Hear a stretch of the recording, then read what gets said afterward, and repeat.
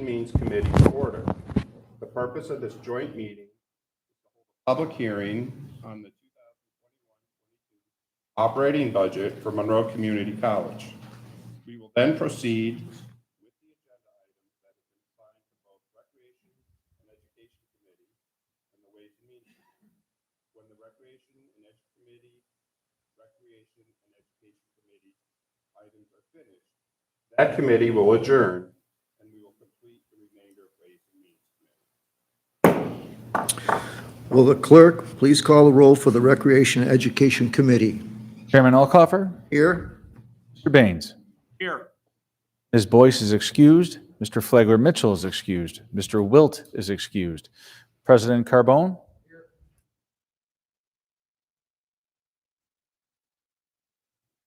Everyone on record? Will the clerk please call the roll for the Ways and Means Committee?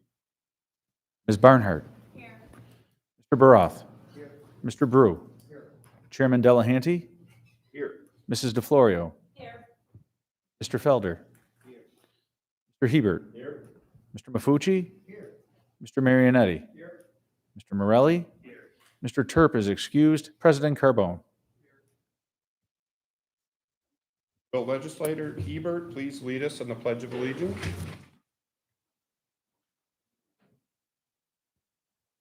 Allegiance to the flag of the United States of America and to the republic for which it stands, one nation, under God, indivisible, with liberty and justice for all.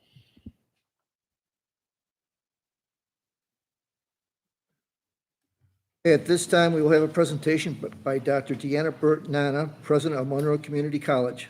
Dr. Nana, welcome.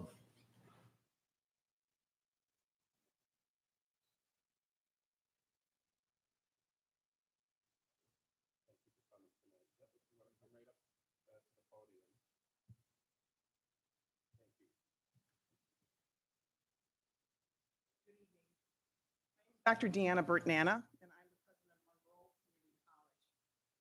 Good evening, and thank you, Chairperson Sean Delahanty, and also to Chairperson Frank Officer, members of the Ways and Means, and Recreation and Education Committees, and legislative staff for allowing me this privilege to present Monroe Community College's fiscal year 2021-22 budget and the impact of Monroe County's taxpayers' support for continued investment in public education at MCC.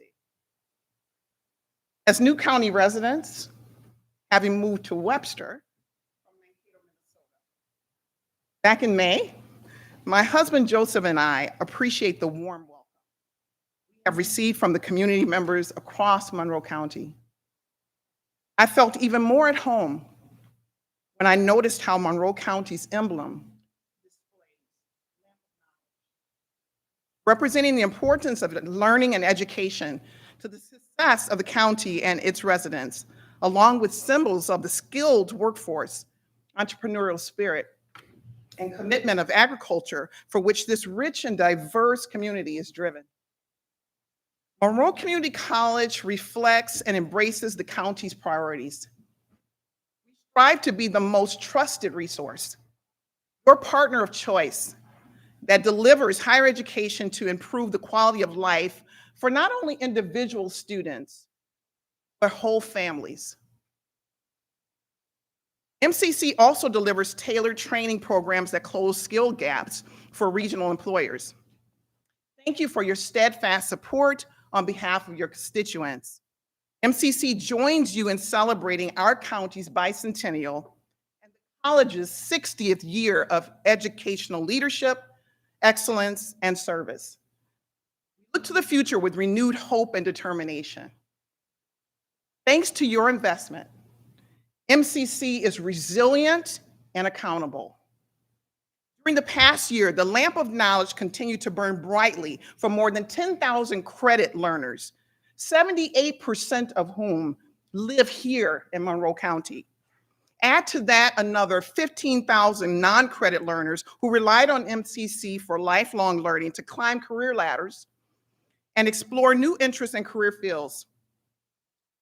And for approximately 2,000 May graduates who persevered, carrying MCC faculty and staff became lifelines during a triple pandemic. For example, our student, John Tainsley Jr., he studied alongside his children while earning an associate degree in human service. We're proud to say that John will be pursuing and transferring to SUNY Brockport as his next step as a grief counselor that receives his certification. Our commitment to accountability continues as MCC does its part to help Monroe County keep COVID-19 at bay, restore economic prosperity, promote racial justice, equity, and equality. MCC is innovative. Our partnerships with MCC, the county, employers, and other institutions of higher education continue to stimulate workforce development and spark interest in STEM and technical education that attracts and prepares diverse students for rewarding careers in allied health professions, optics and photonics, precision machining, and other fields for which employers are recruiting now. More than 55% of incoming liberal arts majors, they tell us that they intend to transfer and pursue advanced degrees after graduating from MCC.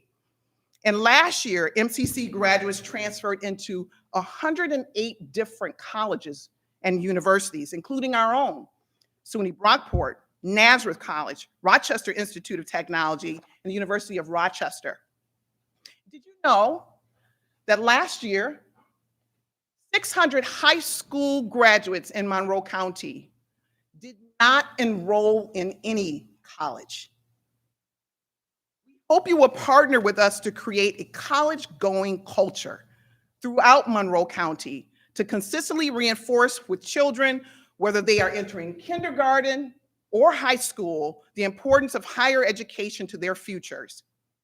MCC reaches young students earlier, for example, through Upward Bound and Liberty Partnership programs, dual enrollment, and the Finger Lakes Youth Apprenticeship Program.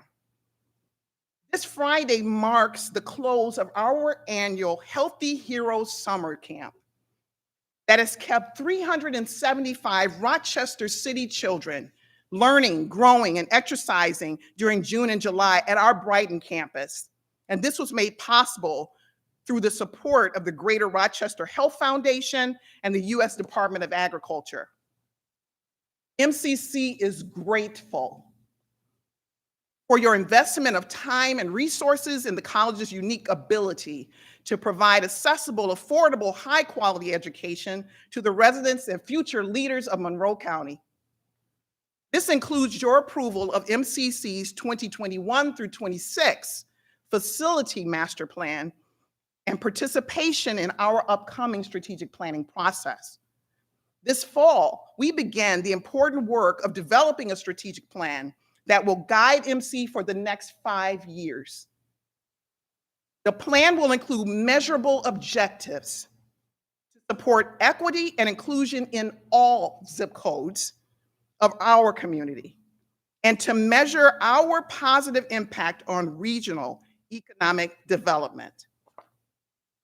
Today, because of your support and that of county taxpayers, MCC's doors are open to students and families who tell us they continue to want a choice in how MCC delivers education. And in most cases, a blend of traditional in-person college experience, as well as a variety of online learning options. This month, we safely and compassionately increased in-person teaching and learning and services in preparation for the first day of fall semester, August 26th.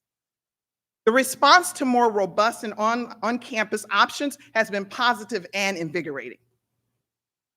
With increased county support, MCC is positioned to better address fiscal challenges and deliver the safest and highest quality college experience possible to students. We have county leaders and the Monroe County Department of Public Health to thank for wise guidance and consistent communication that enabled MCC to keep our on-campus COVID-19 positivity rate at a very low 0.15%. Over the past year, Federal Higher Education Emergency Relief Funds awards, commonly known as HERF 1 and 2, under the CARES Act, totaling $9.1 million, provided emergency financial support to students and helped us cover costs related to the disruption of campus operations. We recently received and will soon distribute HERF 3, funds totaling $17.6 million. HERF funds are a one-time award. They are not anticipated next year. New York State increased a full-time equivalent aid rate by $50 to $2,997 per FTE and restored the funding floor. Under this enacted funding floor, state aid to MCC amounts to just under $30 million.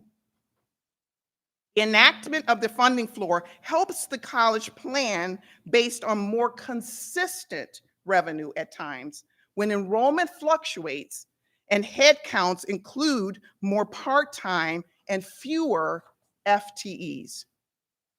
More state support is needed in order to put students on path to earning college credentials earlier, increase our impact, and be the resource Monroe County needs for us to be in 2021, 22, and beyond.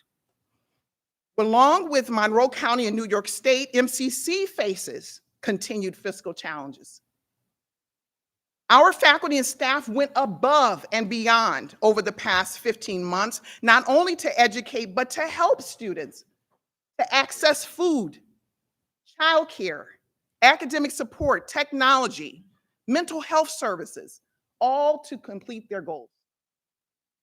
We anticipate students to need the same, if not more, support during the upcoming year. Students like Soleil Williams did not give up even when her computer died and she fell behind in her rent payments during the pandemic. She turned to MCC's Dream Keepers program for emergency assistance. Soleil was our 2021 commencement speaker. She graduated with her human service degree, and she is continuing her studies at SUNY Brockport to become a licensed social worker. We are grateful for the generous MCC Foundation benefactors who view their investment in MCC students as an investment in Rochester and in Monroe County.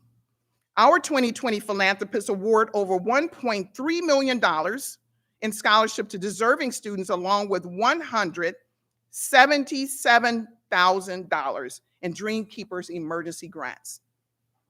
We continued focus on affordability. Our continued focus on affordability is why most MCC graduates transfer to other colleges and directly enter the workforce with no college debt. Our students, especially those who work as first responders and healthcare professionals, are our heroes and inspire every day. To have them begin their careers with little to no debt is especially gratifying when we prepare them to serve others in our community. MCC is agile and determined with approximately 1,240 employees, including 538 full-time and adjunct faculty. The hiring freeze initiated in 2020 continues, as does fiscal discipline. Sacrifices have been made at every level of the organization in order to fulfill our promise, especially at this juncture when our community needs a source of hope and opportunity. The budget that I present to you seeks an increase of $500,000, bringing Monroe County sponsorship of MCC in 2021-22 to $19.63 million. Your sponsorship represents 19.2% of our net operating budget. MCC is keeping our committed to keeping our higher education affordable for county residents. Our $109 million overall proposed budget reflects a decrease of $9.575 million, or 8.0% year-over-year decrease. As we continue to align staffing and enrollment declines and contain costs by providing outstanding educational quality and responsiveness. Our proposed budget keeps MCC's annual tuition for students flat and competitive at $4,706 for in-state full-time tuition. It includes $6.9 million in federal HERF funds to support student success and college operations. The average student who receives financial aid awards from federal Pell Grants and New York's Tuition Assistance Program will find the direct cost of attending MCC, tuition, fees, books, covered, and the college education within their reach. MCC is proud to serve as a driver for Monroe County's economic recovery as employers' preferred resource for training workers for the careers of the future. The integrated labor market intelligence MCC develops with employer partners and community leaders helps MCC and Monroe County close skills gaps and identify opportunities.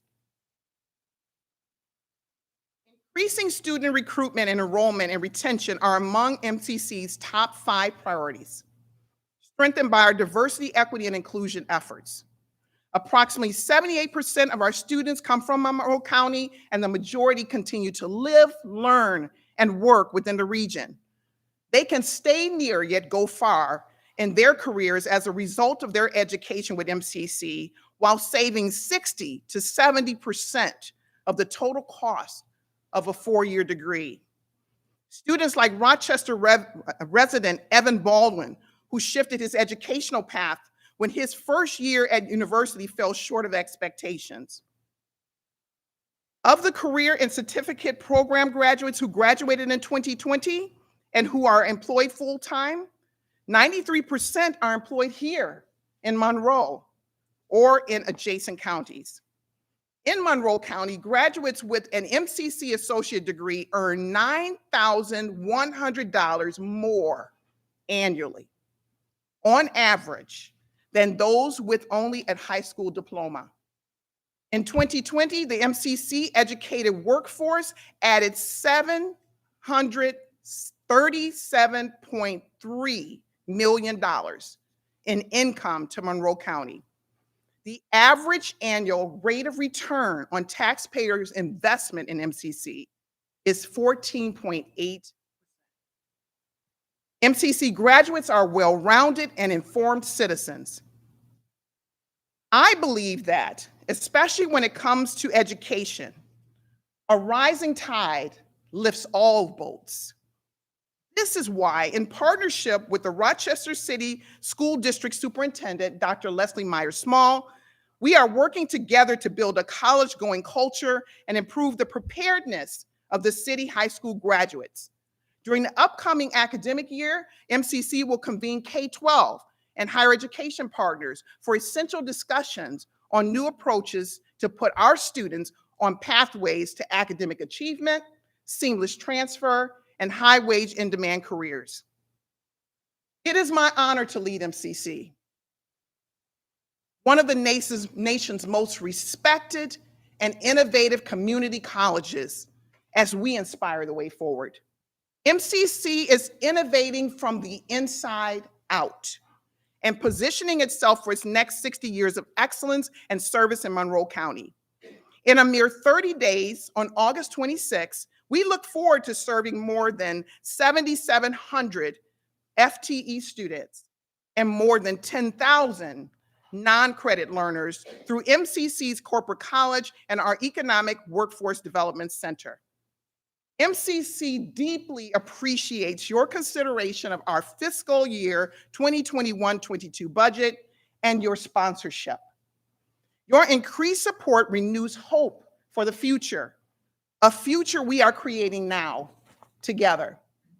Thank you and the constituents you represent for your commitment to the importance of learning and education, a skilled workforce, and entrepreneurial spirit our county emblem reflects. I welcome the opportunity to address any questions you may have.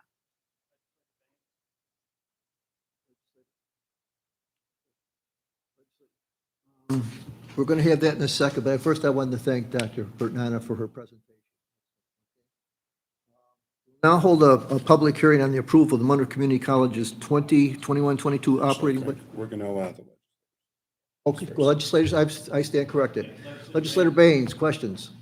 Thank you, Mr. Chairman. Educator myself for 45 years, starting my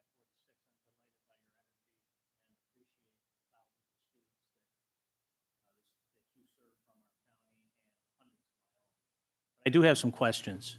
I'd like to begin with reference to one-time aid from the federal government. What was the total amount in one-time aid received in Aggregate, but I can describe it as HERF 1, we received 4.5 million, HERF 2, 4.5 million, and then we also provided, the total, I think it was 17.6 million in total. Have them use the microphone. Thanks. Sorry. So the total would be approximately, with the institutional portion, about 64 million. So the 64 million one-shot COVID money, how does that flow through? Half of it is directed towards students. And remember that there's a timeline on the funds. And so HERF 2 money will be good until January, and HERF 3 is now out in May next year. We do expect that they'll extend that, because they haven't done so yet. Are those funds available to you to compensate employees? Some of them? Yes, provided they meet federal restrictions. So at this time, does the college have a contract with the main union, which is the NCCFA? Elaborate. Daryl mentioned in response to your question about can we compensate employees with the federal funds. There are very strict restrictions around what the funds can be used for. For example, there can be funds that are rolled into lost revenue. And when you recoup those funds, then that releases additional funds to be available to you. At this time, we have an active contract with our faculty union.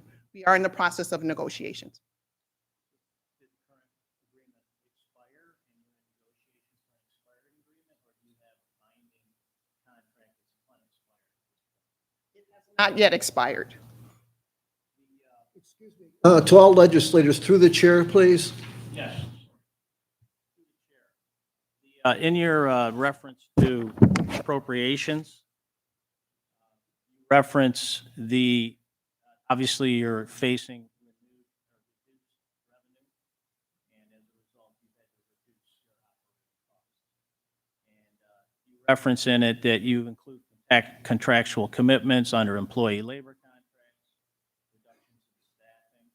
Could you reference any reorganization of administration or any administrative jobs that have been eliminated as a result of declining enrollment and declining revenue? Through the chair. Understanding it is, has there been administrative positions eliminated during that reduction? Is that the question? Yes. The answer is yes. Could you reference examples of that? Or? I'm going to invite my colleague Daryl Jacob Moore to the table because I just arrived and I'm still getting acclimated to some of the specific names of the positions that were eliminated, but I cannot recall them. I don't know if Daryl has that.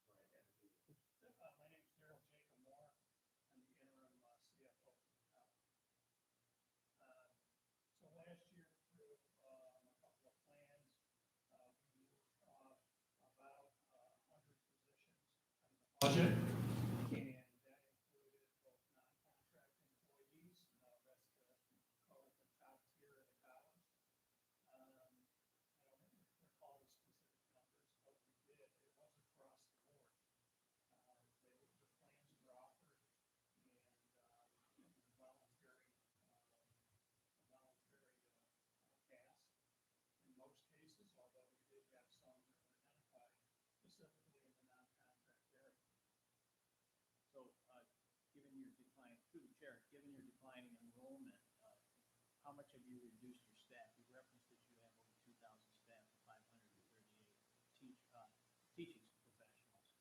How much over the last 5 years have you had to reduce staff as a result? You've had significant decline in enrollment for years. Right, I need to look back at the last few years, but I believe the number that was quoted tonight was 1240 total employees, including adjunct faculty. One thing to reference is we look at the 22 budget, we're taking $6 million off the budget in our salaries and wages, and another $2 million in benefits related to that. So of the $9.6 million that we're reducing the budget, the bulk of that $8 million is related to compensation. Well, I'll speak during the budget to my comments. Thank you. I yield the floor.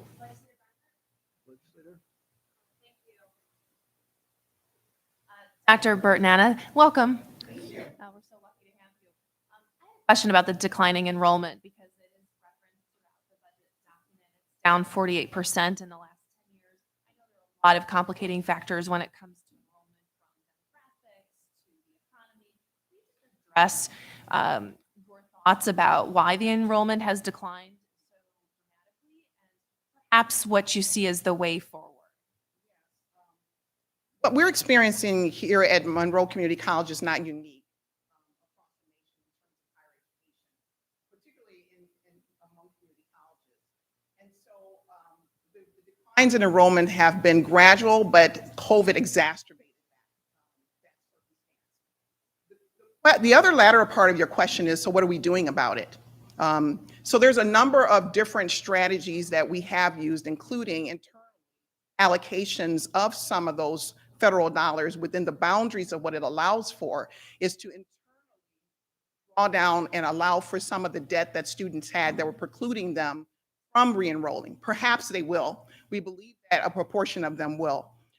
The other thing that we're experiencing across higher education is also some of the challenges related to competition in the market. There are things that perhaps that we had unique to our community colleges before that some of our four-year partners are also leveraging in terms of strategies. We are also committed to just making sure that our programs are top of the line quality for our students. We're also making sure that we can remain for all of them, or that students choose us for the reasons that make us unique. I'm also reflecting on some of the other challenges that we've had in terms of some of the financing of higher education as it relates to federal aid. The structure of that within the states, it varies depending on what state that we're in. That also makes that challenging. There's also a national things that complicate students' ability to pay for education. And then there's other issues unrelated to tuition costs for students that just make it difficult for them to access education.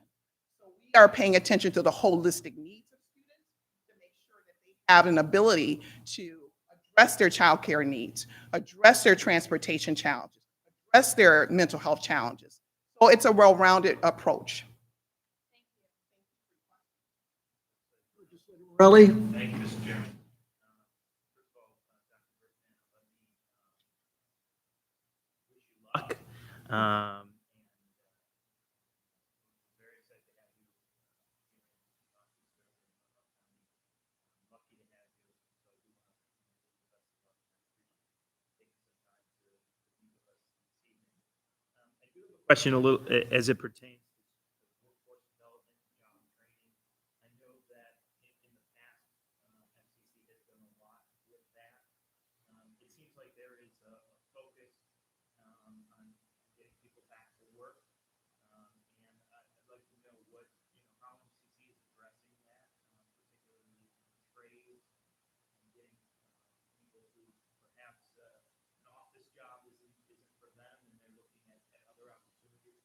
So if you could just elaborate a little bit on that, technical skills, and how you're looking to increase the involvement. That's always been a source of pride for MCC is our work with workforce. And you heard me make reference to the Forward Center and the groundbreaking of that. That's going to be in a matter of days that will provide for opportunity for us to skill up individuals that perhaps are either entering the skill trades or deciding to skill up their skills within that choice of profession. And so we hope that you'll continue to keep your eye out for more about the Forward Center. That announcement is coming this week. And so we hope that brings you and your constituents the information that you'll be seeking for in terms of our continued commitment to workforce development throughout the region. We continue to look for ways to ladder our students' experiences where they begin at a particular level, maybe entry level, but that we design our programs that allow for those students to be able to have family sustaining wages. And so whereas one place that they may begin their career may or may not allow for them to have that family sustaining wage. There are some skilled trades that provide for that, whereas there are others that perhaps there's additional skills that are needed. And that's where our partnerships come into play with others that make it possible for us to deliver that and to help us design our programs in a way that gets our individual students back into the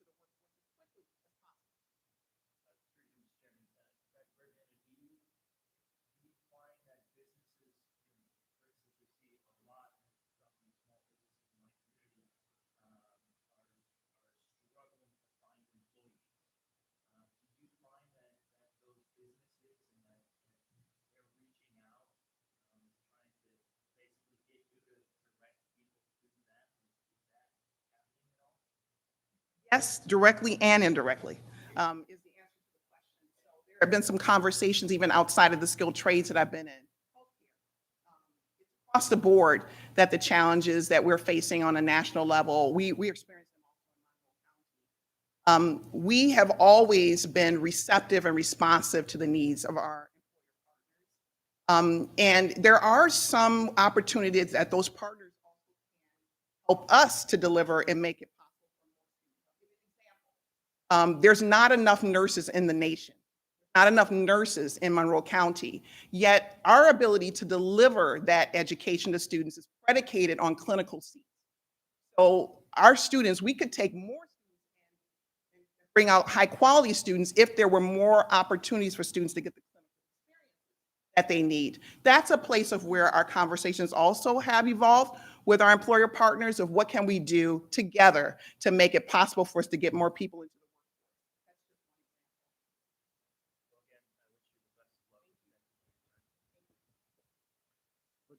Pucci?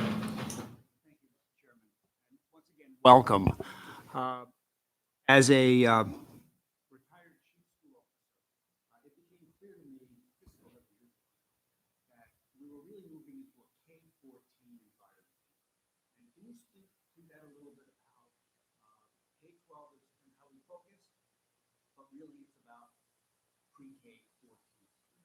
Yes, we're hearing a lot about that a K-12 education no longer is enough for our students. But I think even before COVID, you would see where MCC and other institutions of higher education have begun to respond to that. MCC has partnerships with our K-12 providers to have opportunities for our students to begin college level courses that they take with us. Some of those educational partners, we teach those students those courses in their facility. Others come to us. We partner with them in various ways, including dual enrollment. And so there definitely is no longer as many pathways for individuals to graduate from high school and to go into or a field.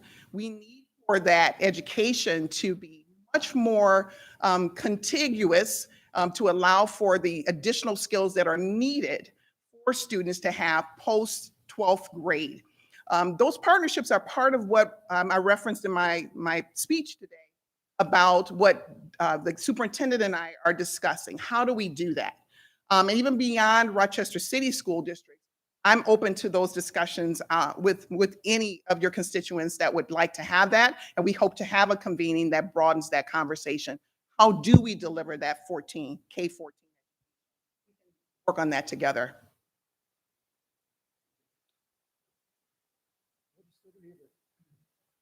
Thank you, Mr. Chairman. Through you to the doctor, and again, to re-echo the comments made by the fellow legislators, glad to have you on board. And best of luck. I have several questions.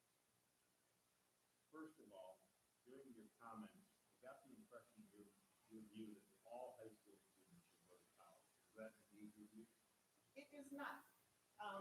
As a parent of a child that chose a different path through vocational education and another who chose a traditional path to education, I understand that there are many ways for individuals to receive a family-sustaining wage and to make progress in life.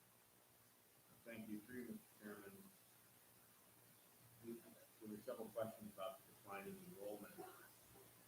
Is it your view or the view of your peers that we've had a chance to talk to them? I don't know if in the short tenure we have, that what I'll call the New York State 3-4-year college program has impacted the enrollment at all? I'm not familiar with that term. Is that Excelsior? Oh, Yes, the Excelsior College. I couldn't think of it.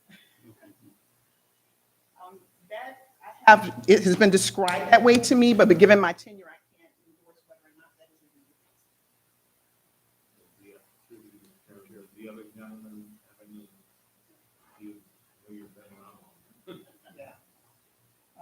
So there is some evidence that the Excelsior program has kind of leveled out the playing field so that our four-year institutions are able to attract students that complement pricing or somewhat a little bit more than MCC.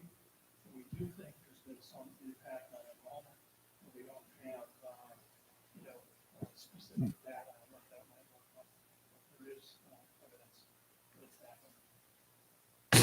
Thank you. Through you, Mr. Chairman.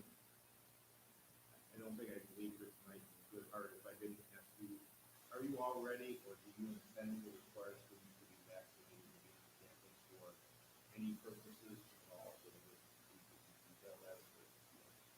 Thank you for your question. That's an evolving conversation.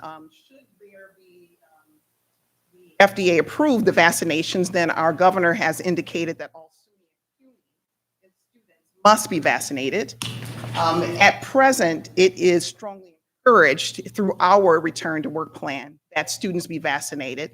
And there are select populations of students, for example, those that live together in residence halls where that is.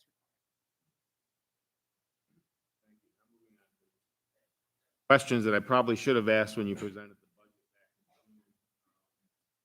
First of all, I went to college.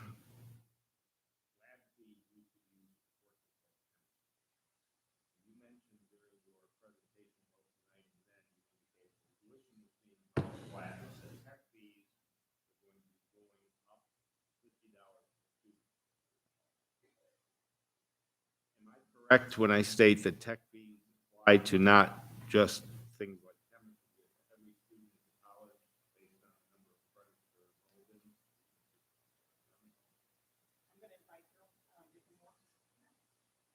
Yes, the technology fee applies to all students. It is tiered. There's a full-time rate per term, but it'll be $325, and then it's tiered based on the number of credits. We review the tech fee every couple of years, and in our considerations, both the cost of the technology on a sustainable level to support students, as well as the infrastructure, and we also look at the direct cost of attendance. So this tech fee increase is included in that direct cost of attendance that Pell and TAP more than pays for. Through you, Mr. Chairman, do other community colleges charge tech fees to all students? They do in general, and I'm not familiar with their rate structures, they vary, but yes.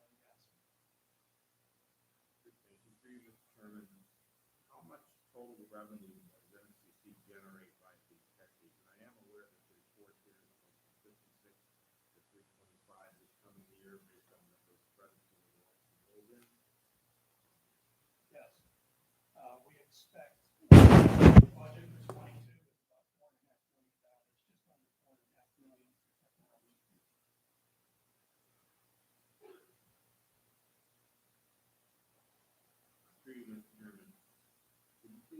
understand the non-credit courses that you offer, do they also have a tech fee associated with them? I don't believe so. No. Through you, Mr. Chairman, when you presented the budget, you indicated that tech fees were increased to $50. Did they increase $50 for each of the 4 tiers? Or is there a No. different increase based, the one that's now 56, you know what it was before? I can tell you.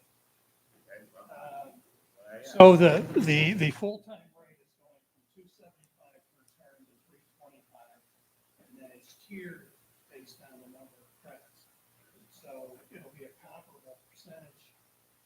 I will find it here for you. So for example, full-time will go to 325, 12 or 9 to 11 credit hours will go from 185 to 218. This is in the budget book on page Roman numeral 3, the tuition and fee schedule. And 5-day credits is 93 to 110, and 1 to 4 credit hours, $47 to 56.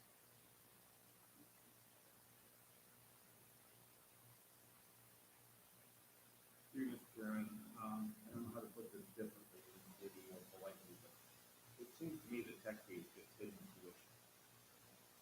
Am I wrong on that? What does a student who takes nothing but English, political science, philosophy, and psychology, if that's the 4 courses, 12 credits, what do they get for $345? Well, one of the things we put money into are wireless sites around campus, including in the parking lots, so enabling students to get onto the internet that way. Instructional technology is a big area. All of library resources are all electronic resources. And as you're probably aware, cybersecurity has become significant, especially for students who carry around laptops and so on, doing a lot to control that area. Thank you, through Mr. Chair. I'm not sure I heard you address, and maybe you can't. Is the tech fee basically what the tuition? No, I mean, but I will say that it is the only fee that SUNY considers a revenue fee, okay? And so, in that sense, it is along the lines of tuition. However, it is indeed a technology fee where we direct the money to support technology. Matter of fact, that $4.5 million does not cover the cost of our technology on the campus on an annual basis. And as a conversely, there are lab fees and fees like that that are considered non-revenue fees, but offsetting fees. And so that's simply cost in the lab versus the revenue to offset that. Thank you. Through Mr. Chair, one last question. I was really thrilled to see in your presentation in June where MCC ranks across the state as far as tuition compared to other community colleges. Could you please create a similar chart, adding the tech fees to the tuition fees, and then compare that to all the other community colleges, at least many of them?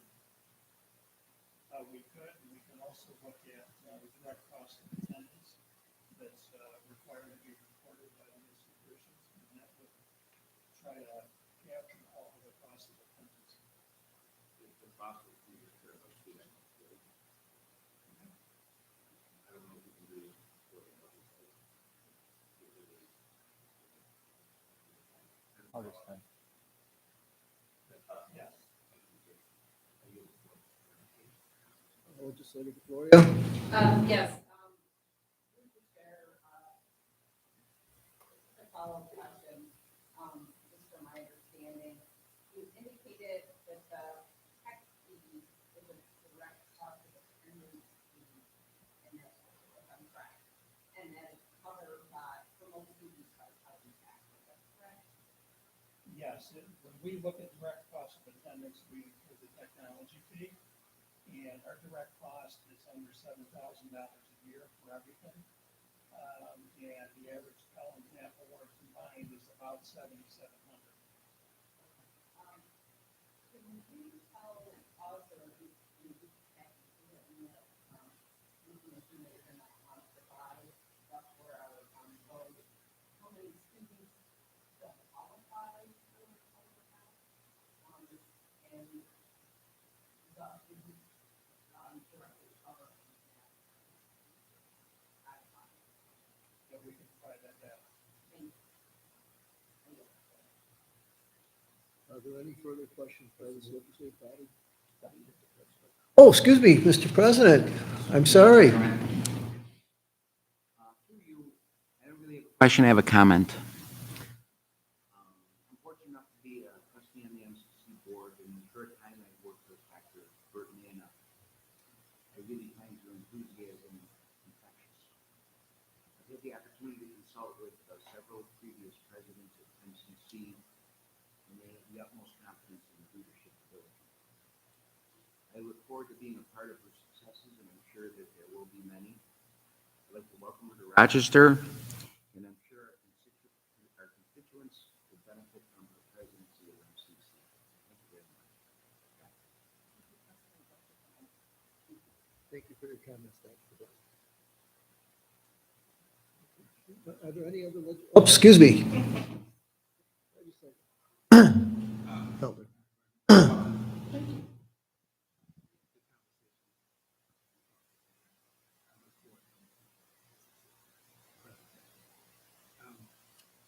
First, I want to go back to the funding. Community college is funded one third of the state, one third of the county, one third of the state. The state and county, we will, our obligation to never be sorted. I'm going to invite my colleague. The short answer is that there is variation.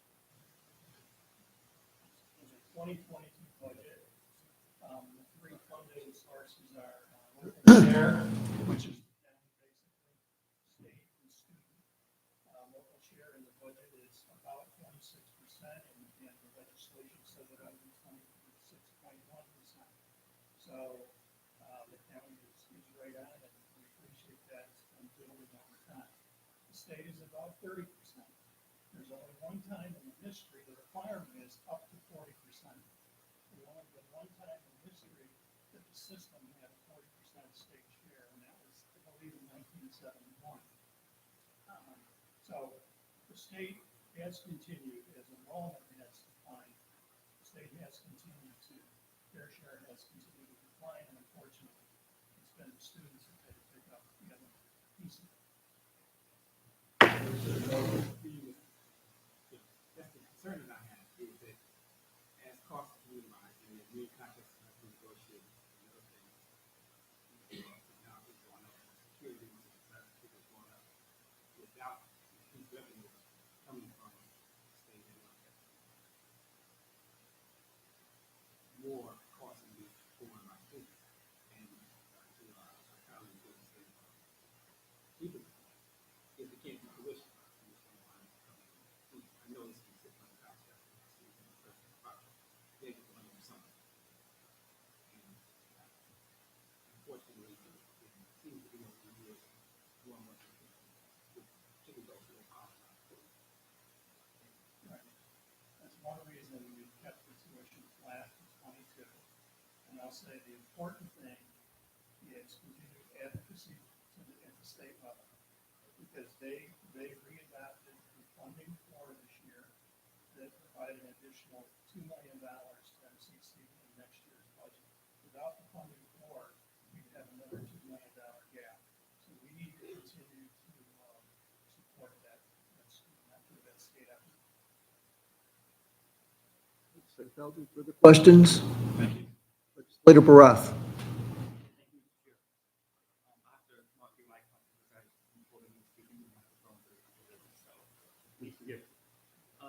Couple questions I have. We learned in May, the emphasis of developing a relationship, or potentially developing a relationship with Amazon in terms of training. Do you have an update on that? I do not have an update on that relationship. Okay, fair enough.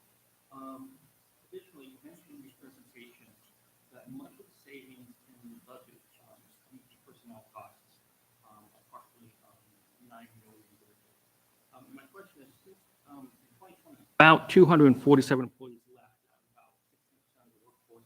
Is there an intent or a need to recruit replacements for those individuals, or is it thought that the number of employees at MCC is going to stay approximately what it is now?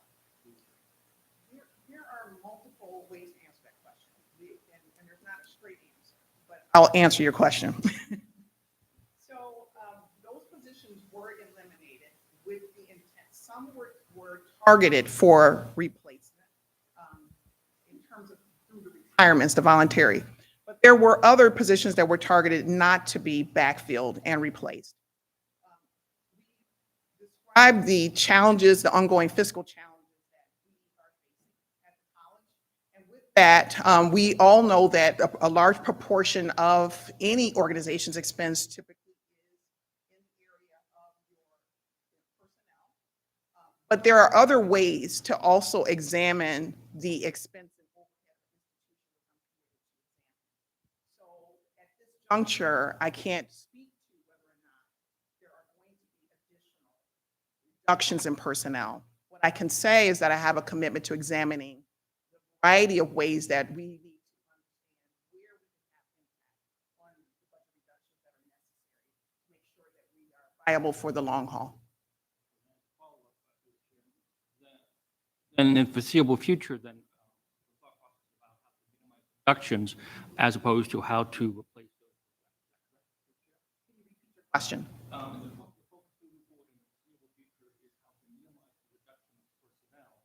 Not letting more people go. That's the focus, as opposed to replacing or retiring someone who been retired or We are committed. Our people are our greatest asset. I'll lead by saying that.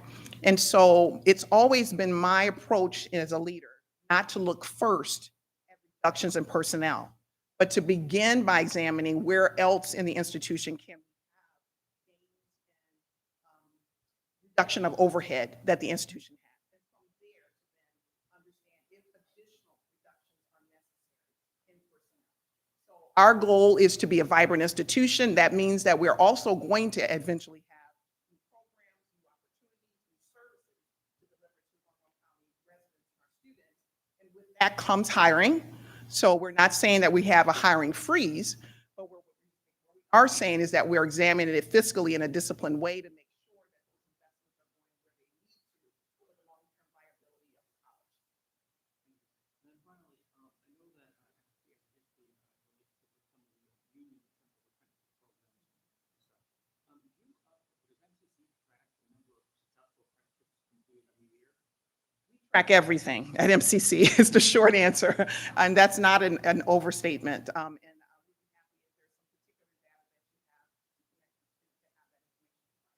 the question. Because you tracked it, kind of figured you did. Is there any correlation or connection with, do you believe, with the 600 high school graduates you cited as not going to college? Do those numbers seem to interrelate or not? It's really the question. I don't know where you want to take that, but that's a thought.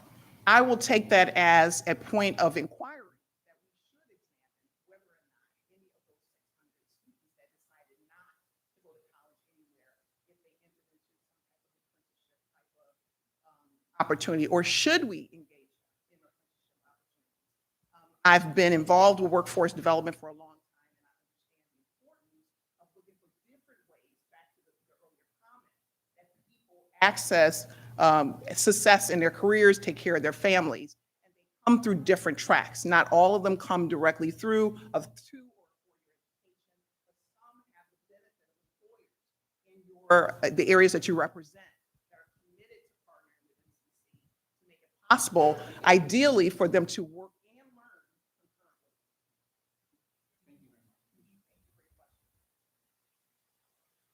Legislator Hebert. Thank you. Through you, Mr. Chairman, just one quick question. Legislator DeFlorio asked you to identify the student benefit costs of the students and the students that are not covered by public aid, that students that have to pay it out of pocket. How quickly can you do it that way? I would agree with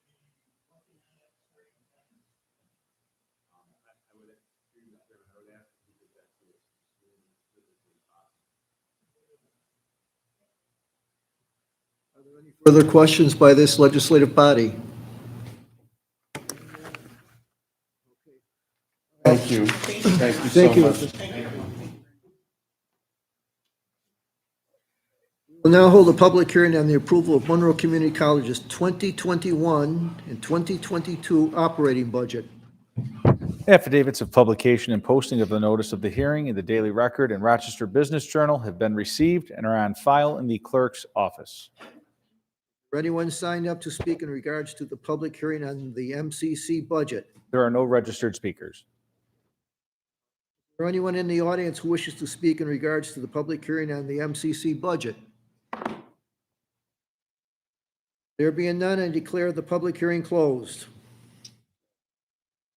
Are there any speakers signed up to address either committee this evening? There are no registered speakers. Is there anyone here who would like to address either committee at this time? There being none, I declare this public forum closed.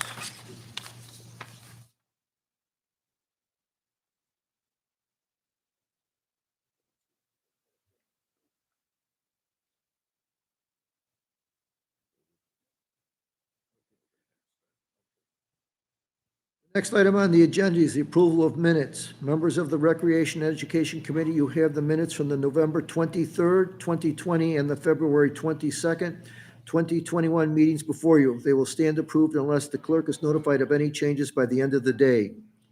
Members of the Ways and Means Committee, you have the minutes from the December 3rd, 2020 meeting before you. They will stand approved unless the clerk is notified of any changes by the end of the day. Point of order, Mr. President, or excuse me. Review of the minutes, it appears that the minutes from the December 3rd, 2020 meeting of the Ways and Means Committee, the first page appears to be in order, but from that point on, everything seems to be incorrect. For instance, Legislator Draw and Legislator Rocco were not members of the Monroe County Legislature in 2020. And so I would ask that the minutes be reviewed because there are several errors, including one error in which President Ansello, who I don't believe was ever president of the legislature, is referenced. So perhaps you'd like to review these. I don't know whether or not these motions are in order or if the options are in order. It appears that the entire thing is actually incorrect. So I would like that to be reviewed before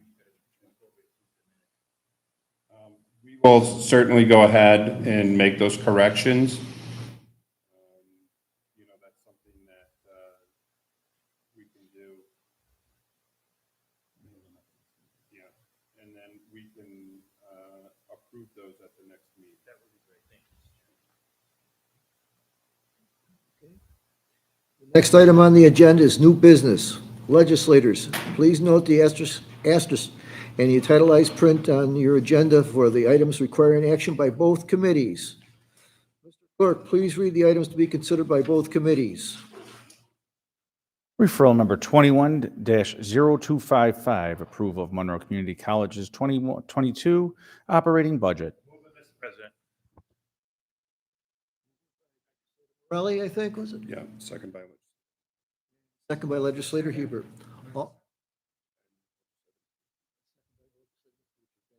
All in favor, signify by saying aye. Oh, it's discussion? Okay. Legislator Baines, excuse me, Legislator, go ahead. Thank you, Mr. Chairman.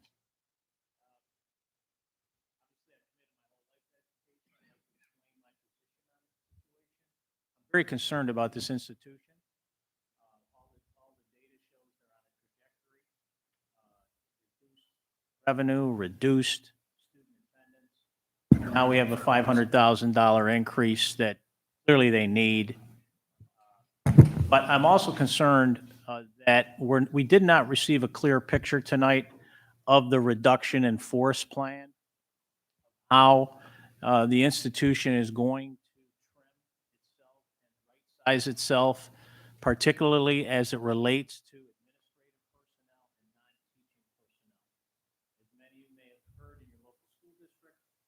have a policy that we try to cut away from instruction or cut programs away from classroom. So just to explain my vote, I am going to vote yes on this motion, but I'd like to have more information prior to the actual meeting of the full. Thank you, Mr. Chairman. May I have a motion?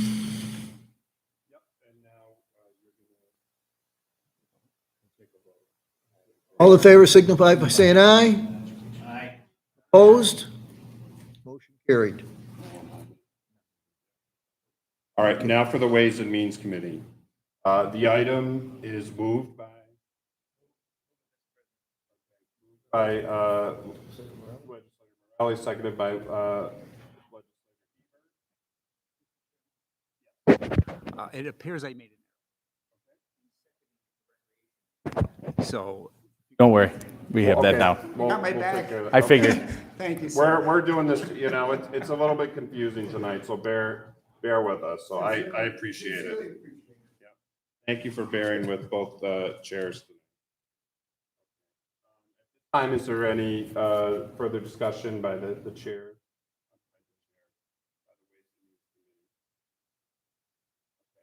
None. All those in favor signify by saying aye. Aye. Opposed? Item carried. Referral 21-0260, amending the 2021 Monroe County budget to authorize improvements to the ice skating rink in Churchville Park. By Legislator DeFloria, second by Legislator Hebert. No, Okay, no, this is Rec and Ed? Rec and Ed. By Legislator Legislator So you're Legislator moving Brew? by Legislator Brew. Brew. Right. And seconding by President Carbone. Carbone. Carbone, okay. Legislators, I have a visual problems tonight, so just raise your hands here until I get my vision correct a little bit, okay? Thank you for that. So we got the first, we got a motion, we got a second, all in favor? And now discussion. Oh, discussion? Haynes? Legislator, go ahead. Thank you, Mr. Chairman. Yesterday, we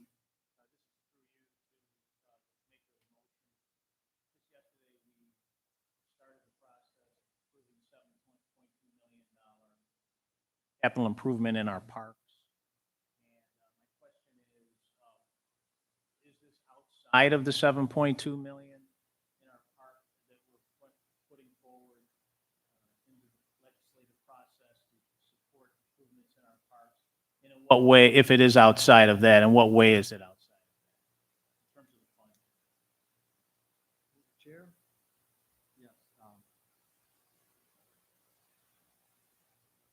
As maker of the motion, I can respond to that question.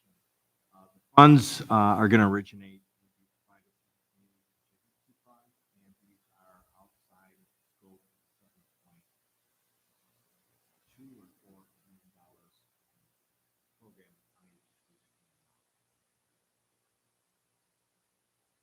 Thank you. Through you, Mr. Chair, isn't it 7.2 million that the county just announced in capital improvements to the parks through you to the administration?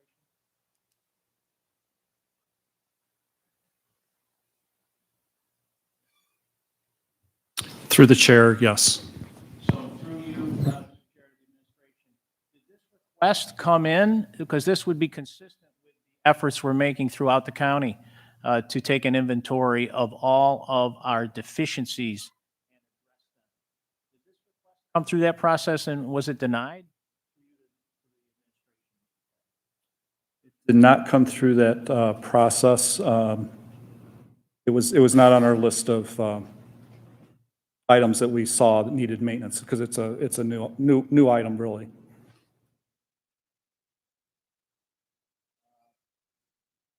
Well, let me say that, we have a process. This is a capital improvement. We have a process. It doesn't go through it, and now it becomes a standalone item from a contingency fund to fund a project in one area. It's not part of the comprehensive review of the needs of the entire park and system. And for that reason, I feel like this is out of order. And Thank you.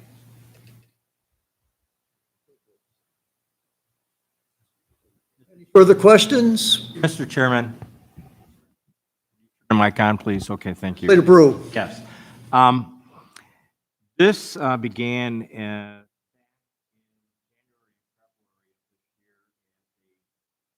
community-based concern that fell on my ears in my community.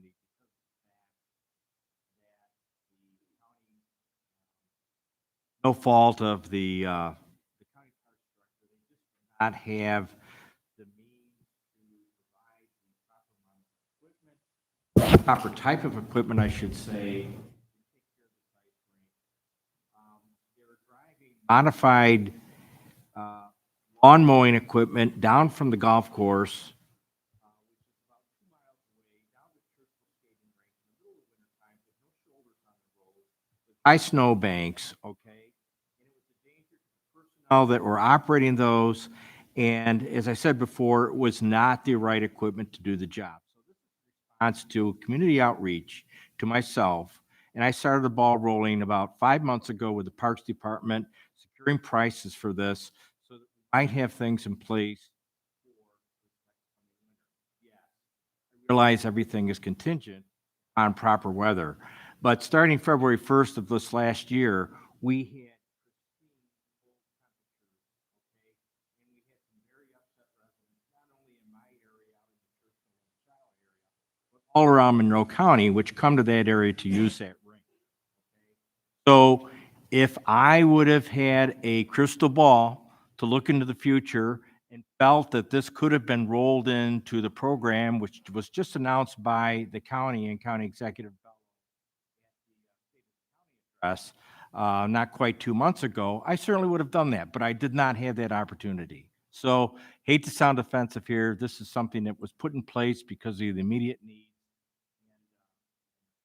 For that matter, I would be wholeheartedly supporting this for community service, which is dire need of. So, thank you. Thank you, Legislator. Any further comments? Legislator Bernhardt?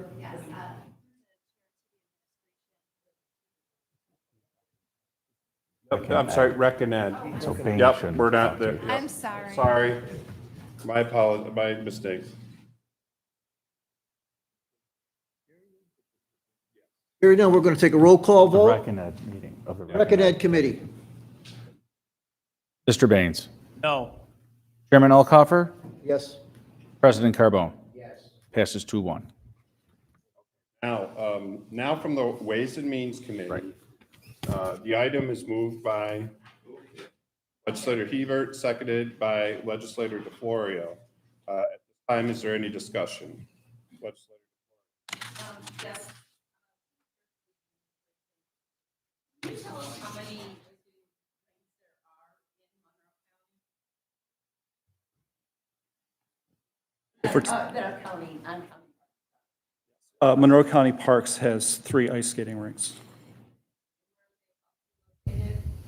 Ellison Park, Highland Park, and Churchville Park.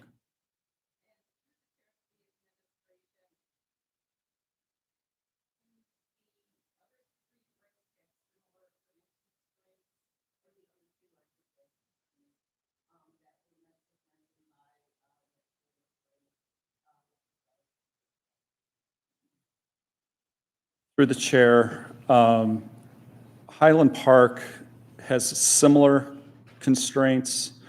I don't know if their equipment is different than Churchville, but distance-wise, we have a little ways to travel there.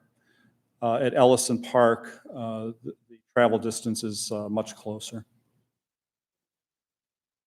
Legislator Barnhart.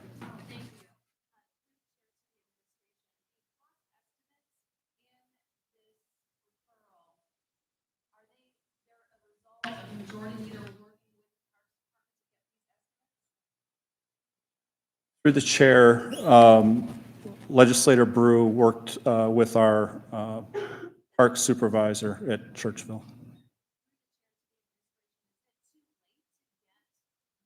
Project put into the capital program for the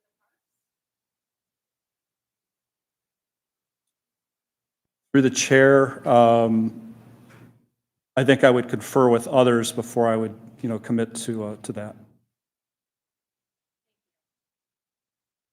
Legislator Mafucci. Thank you, and through the chair.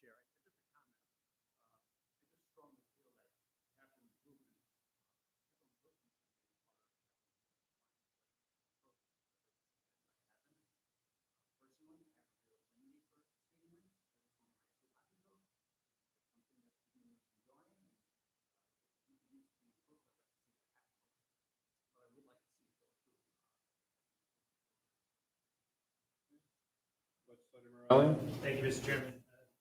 Chairman, to the administration, was the Parks Department at all consulted on this referral prior to it being included in this packet this month? Through the chair, I was not aware of it.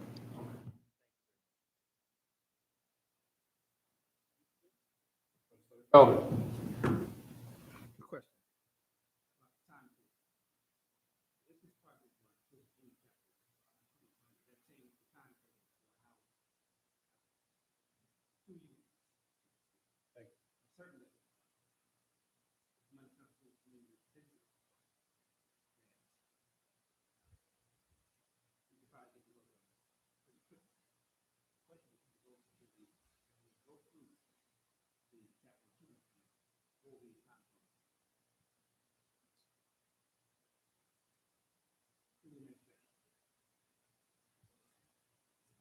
Through the chair, if this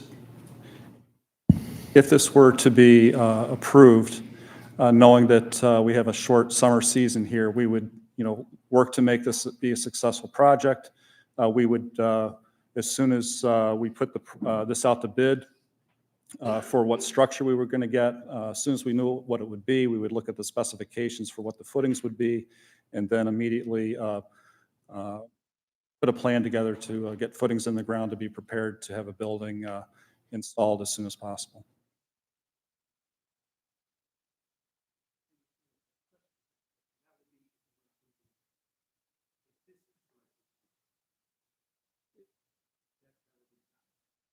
Through the chair, I think if it was either way, we would look to try to make it a successful thing for this season. However, we prioritize all the projects that are in the 7.2 million. We have a list of projects that goes much deeper than that. So again, I would want to confer with others before I'd say that it would be, a good idea to pull something off the 7.2 for this.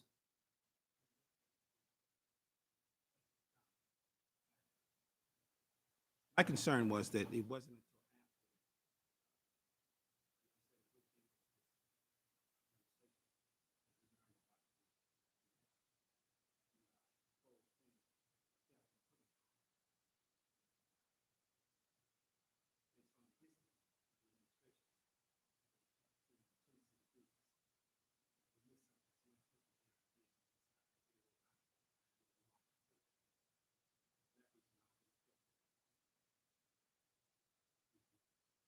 Legislator Broad?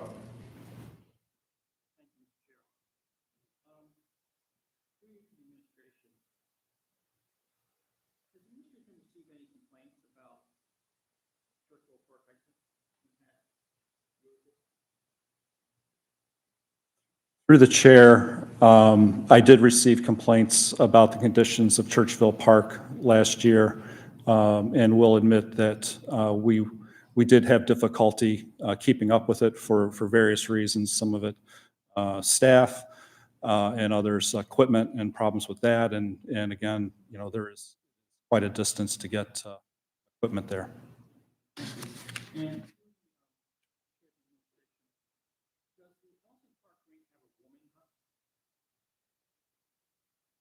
Chair, can you repeat that, please? Does Ellison Park Rink have a warming? Through the chair, I'm not aware of that.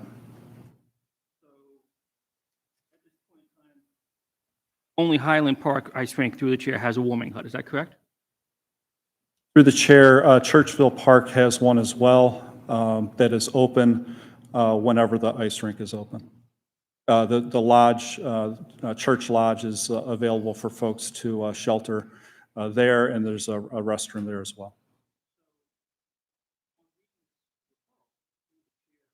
Maker of the motion, my understanding is that part of the funds for this is to put in place a warming hut.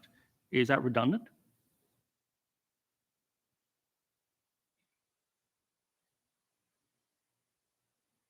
Through the chair, I think they're really referring to the storage building itself as being a protective area for the equipment.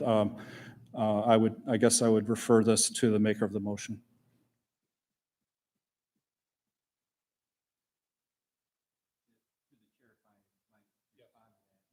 Building is strictly, it's a non-heated building.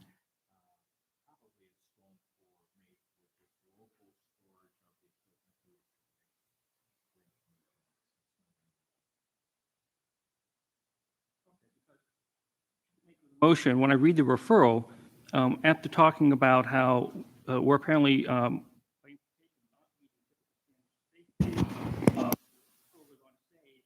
Island rink is regularly resurfaced and provides other amenities such as a warming hut. I just assumed that part of the concern was that Churchville Park did not have one. So I guess that's not the concern, correct? So it was mentioned in the referral that the attention that needs to be, Churchville Park needs the most attention to meet no kind of typical standards of safety. Are we not currently meeting typical standards of safety? What safety standards are we not meeting? To the maker of the motion.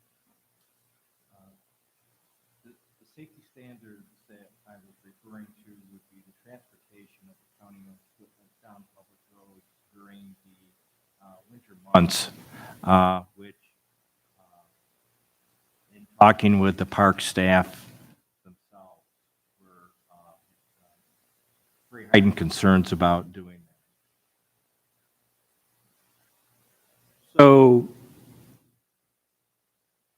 I guess I would go to the chair of the administration. Is transporting those sort of equipment on public roads somehow illegal? I can't speak to whether they're. To the administration, I'm sorry.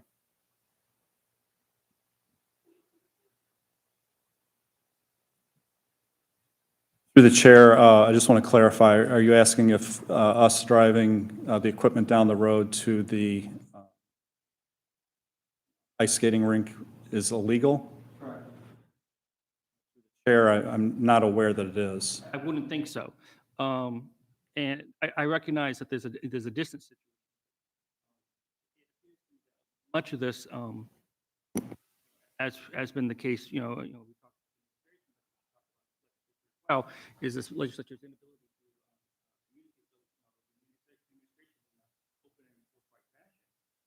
I find it telling that,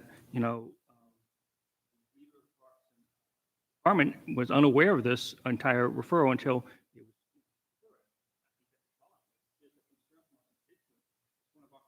actually address that with the administration. That's what we do. The other concern I have is, and it's kind of fundamental, is, I've never liked what people call the community. I never liked that. And I have the floor, please, sir. And I don't care for that.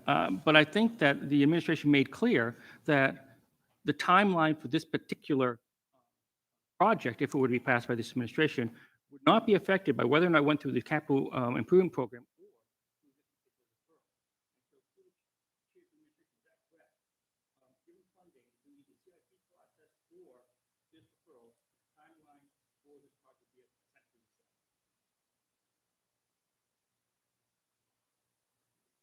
If I understand correctly, you're asking if the timeline would be the same one way or the other?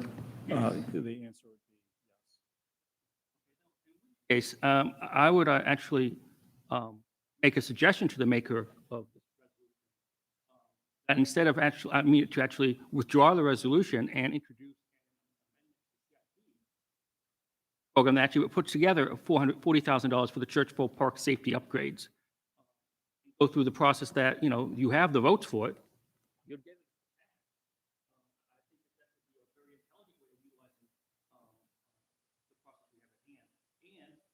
Not to be cynical, you'd still have the $40,000 still available.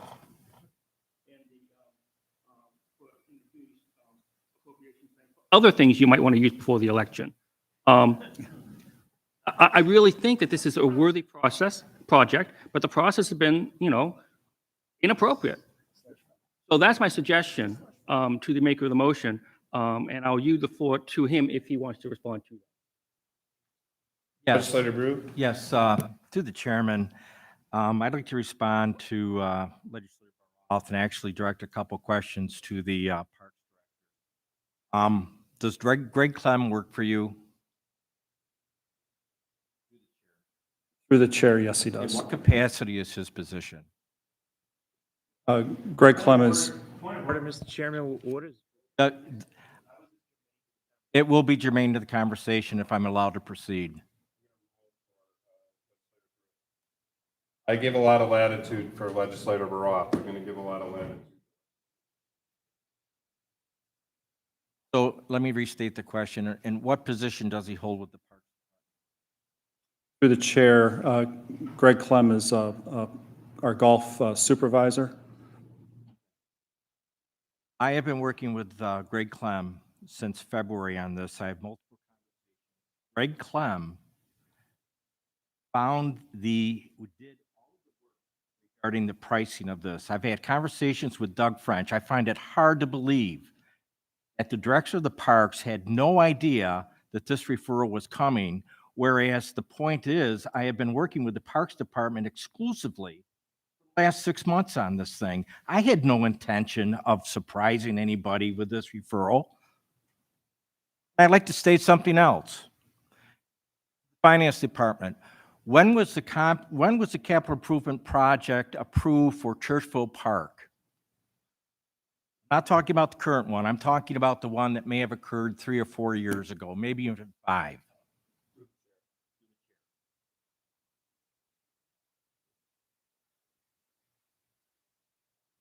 Mr. Chairman, I don't have that in front of me tonight, but I think it's safe to say master plan improvements to any particular park are generally programmed, I'm just going to say year 1, but then the work starts years 3 or 4. So it would have been done ahead of time. Not the answer I was looking for, but the point I'm trying to make is that part of the capital improvement plan, which I believe was at least 4 or 5 years old now, included irrigation of 9 holes at Churchville Park. Now, I'd like to ask the Order, park. Mr. President. No, Excuse me, the Mr. point I'm Chairman. trying to make here What is is- drawing a parallel. Now we're talking about a Now, golf course Legislator that has Brew nothing to has the do floor. with the, Sorry, overruled. Churchville ice skating rink.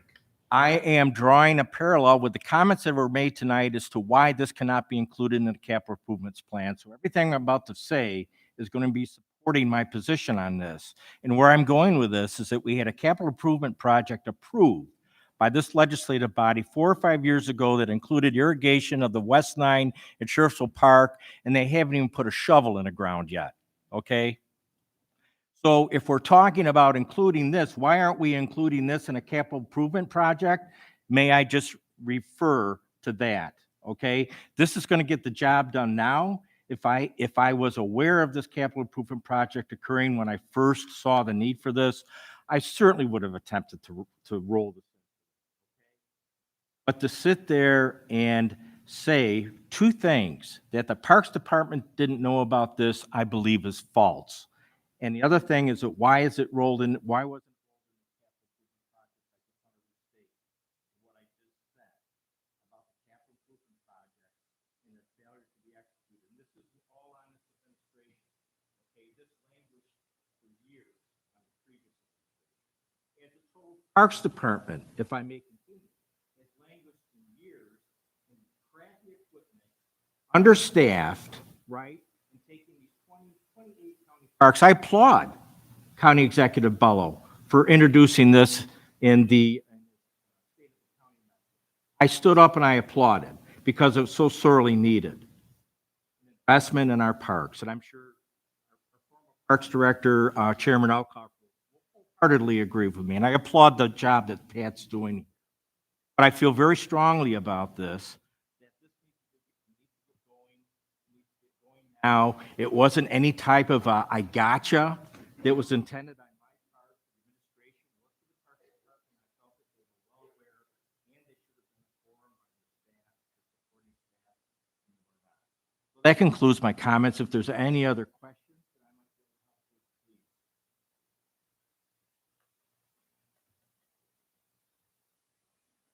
Legislator Brew, thank you for your comments. I'm going to open it up, but I don't want to get it back to, back and forth. Let's stay on topic, and then we can.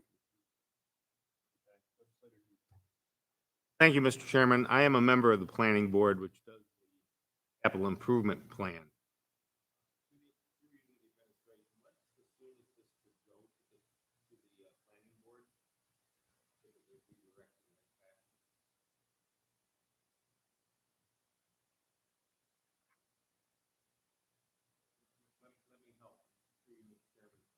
Next meeting of the planning board is less than 48 hours from now. I don't think it could go then. August 26th. What's the normal process to actually get through shovel work on a project after it's been added to the capital improvement plan? Through the chair, August would be the earliest. Started within 2 work days. The 26th is a Thursday, the 27th is a Friday, then you got the weekend holiday, so you could get it started within 2 work days. I thought you had to go through a bidding process.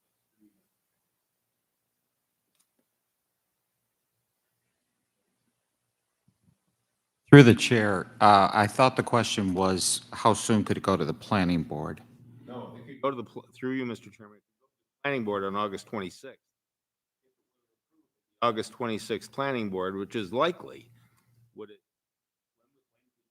shovel in the ground to implement this?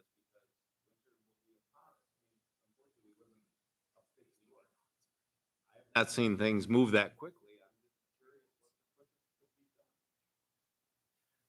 Through the chair, I would say the quickest it could be done, if everything fell into place, would be 3 months, because we would need a 30-day blackout period before we could ask for RFPs or bids, whichever process we would use, and then we would need to review those and award the contract to someone. And that is not established. That is also assuming that there was a complete plan that could be implemented if we had a contractor. So the 3 months would be the absolute earliest, I believe.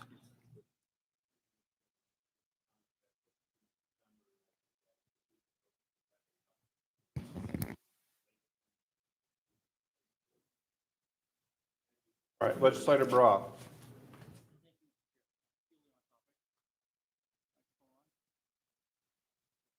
Thank you.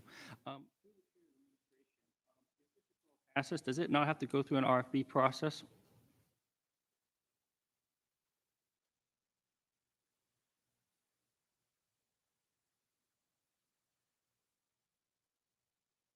Through the chair, it would have to go through procurement. Thank you. About how long would that take? It would take, first, we would have to have a 30-day blackout period, and then we would probably give anybody responding 30 days to respond. And then there would be a committee to choose who we were going to use. That's if it was an RFP, which it might be. If it's a bid, it would be roughly the same time period. I don't know which way we go on this. Go back to my suggestion that communication between this body. I don't mean just at the level of a department.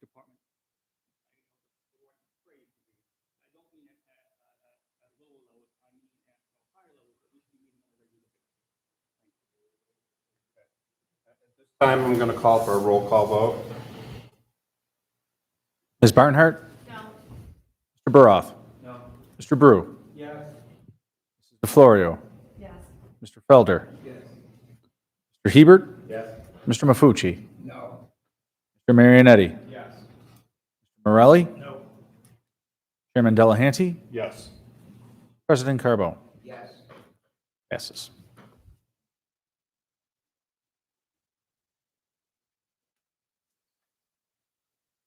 Referral 21-0268, acceptance of federal CARES Act funding for the Monroe County Library System. This is for Rec and Ed. Rec and Ed, motion by Recommend. legislator Hebert. No. Was- Rec and Ed. Move it, Mr. President. So legislator Baines moved it. Carbone seconded, right? My interest, my daughter is a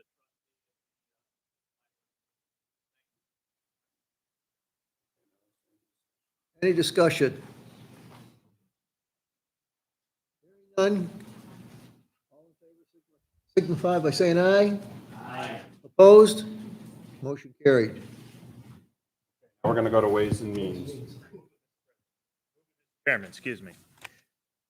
Moved by legislator Morelli, seconded by legislator DeFlorio. Discussion. None. All those in favor, please indicate by saying aye. Aye. Opposed? Item carries. Yes, referral 21-0269, amend the 2021-2026 capital improvement program and the 2021 capital budget to add a project entitled Monroe County Park System-wide Facilities Renovations and authorize an interfund transfer. Baines, have a second? President Carbone, okay. Any discussion? Yes, please. Legislator, I had the privilege of attending public announcement of this referral in the greatest park in the world, park in my district, Powder Mills Park. And I want to give my full-throated endorsement. I saw the rollout of the photos done by the Parks Department. It's disgraceful to some of the conditions in our parks. And I appreciated Joy Lee's remarks, and I would agree with him wholeheartedly and completely that this is an exciting opportunity to take care of things that haven't been taken care of. And I applaud the county for putting it together.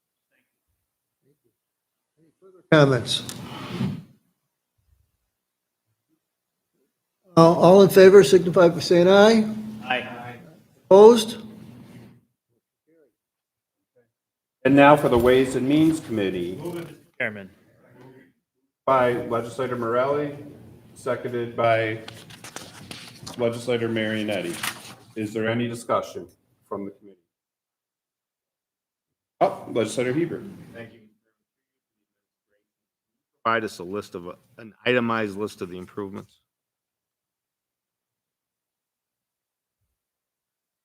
Through the chair, yes, we can.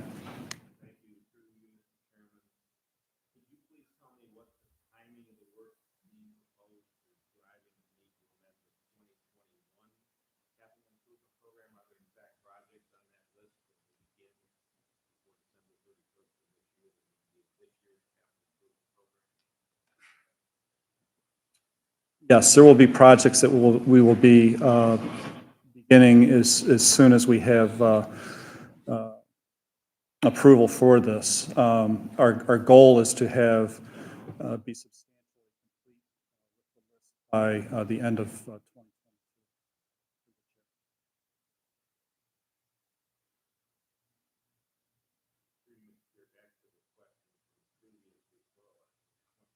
A previous referral. Projects, or how is that?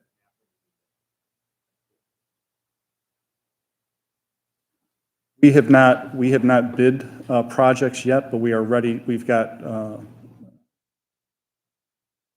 details together to put out to vendors to provide pricing that would be go through the bid process for it. So we're looking to start as soon as we possibly can through.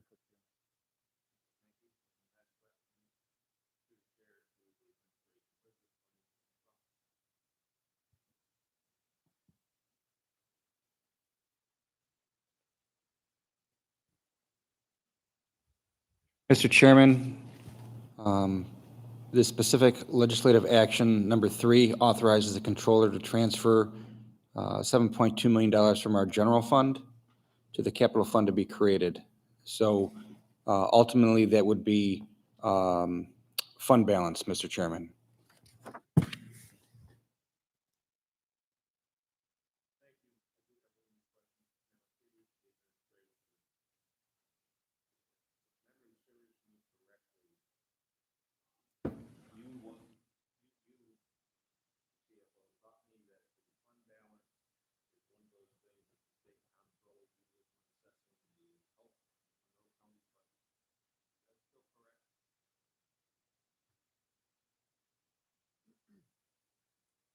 Mr. Chairman, both the state comptroller and I and my team both keep our eyes on the county's fund balance and manage that consistent with good financial practice and with the fund balance policy adopted by this legislature in the county budget.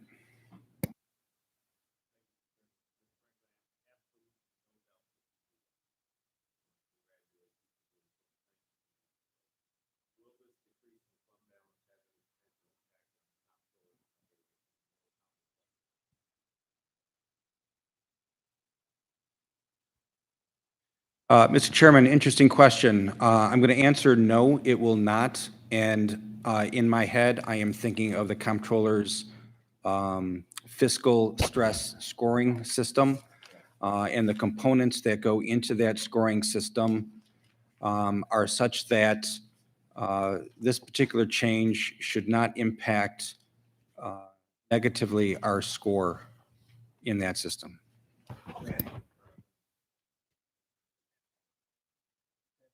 Any Legislator Mafucci?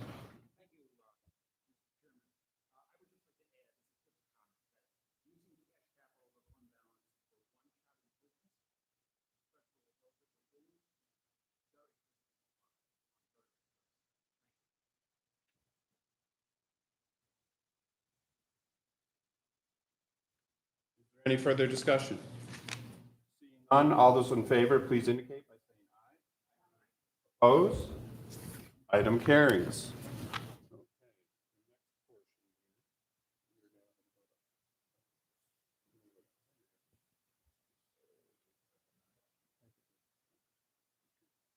Are there any other matters to come before the Recreation Education Committee?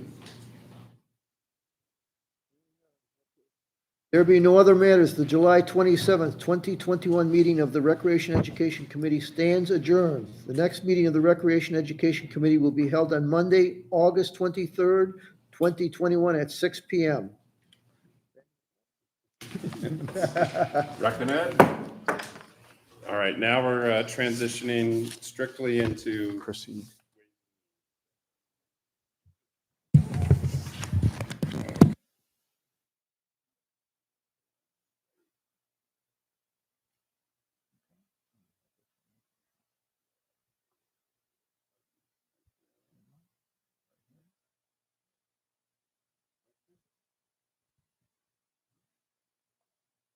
All right, at this time, we're going to be having a presentation by Mr. Randy Shepard from Bonadeo and Company.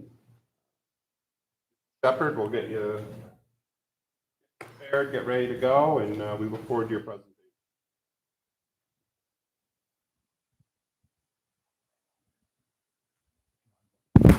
If you want to go back. For having me here this evening.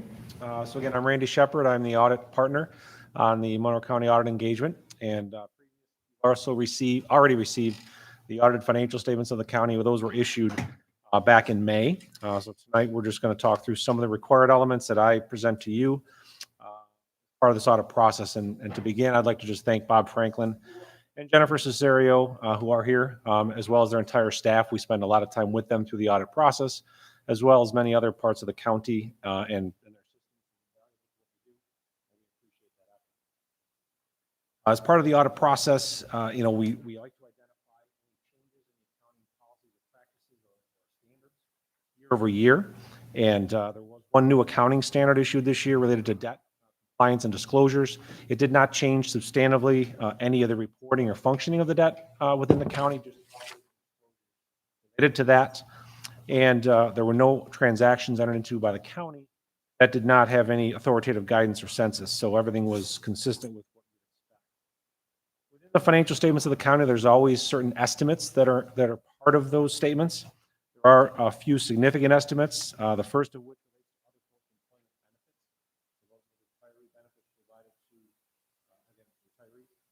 we look at the census data, we look at the assumptions to make sure that they're in accordance with regulations and they're reasonable in relation to the statements, financial statements taken as a whole, which they were. Another estimate that relates to uncollectible accounts. So we make sure that the assessment of the accounts being uncollectible, and those relate to bankruptcies, tax histories, et cetera. Make sure that they make sense based on trend history and what's going on. Estimate related to depreciation expense on the useful lives of assets. And then lastly, there's an estimate related to the net pension liability, which is related to the pension system. So the county doesn't actually control that estimate. It is really given to them by the state pension system. However, we do look at that to make sure that everything is reported properly. Certain disclosures in your financial statements are considered sensitive. And the reason for that is because they are actuarially driven and determined. And the two that I mentioned are the net pension obligation and the OPEB. And again, we make sure that those disclosures are all consistent and clear. We did not have any difficulties in counter performing the audit because we do work for the county legislature as a whole. We don't work for management specifically, although we, as I stated, we do work with them to get the job done. So if our job was not able to be completed, because for any reason, we can report that to you, but again, we did not have those issues. We did have a couple of adjustments that were identified as part of the audit process. They weren't, in our opinion, an issue or indicative of any weaknesses in control. They were just really part of timing. The most significant one related to the capital fund. We did start the audit process a little bit later this year than historically we had. And as a result of that, there's some more expenditures that came in to the process that were material enough to record. But other than that, we had nothing that was overly significant. And there was no disagreements with management with respect to accounting policies or procedures or anything that we recommended throughout the course of the audit. Nor were we aware of whether management did any opinion shopping. We could be asking for a second opinion on a matter that we might have identified. If we were aware of that, we bring that to this committee's attention. And throughout the year, management's will call us for questions and concerns. And those questions are not a condition of our retention. It's really part of that normal relationship. So we do have an ongoing relationship. Questions, concerns, we help address those issues. So overall, the audit process went well. We did issue an unmodified opinion on the financial statement, the highest level of assurance that we can give. There's only 2 items left to complete as part of our audit contract with the county for this year. And that is the federal single audit and the New York State single audit. Funding, there was guidance not issued by the federal government. They finally released that, which allowed us to complete those steps. So we do that over the fall. And with everything going on, the normal audit deadline for that would be 9/30. However, that was extended till March 31st. So we have plenty of time before year end. We're well within the timeline there. We did not identify any material weaknesses in internal control. To management related to which changes significantly the manner in which they're recorded. So already talked with me about questions related to that. That's effective for 1/1/21. That is.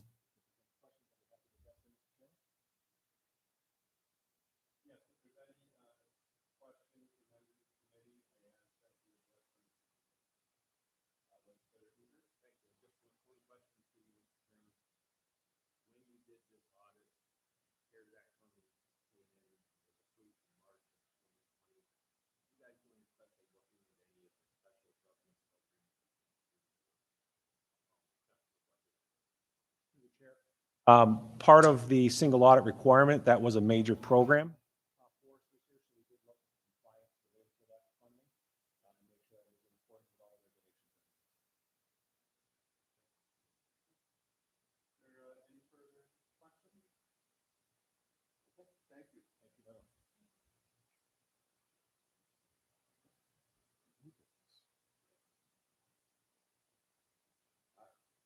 Now continue with the rest of the agenda for Ways and Means Committee members.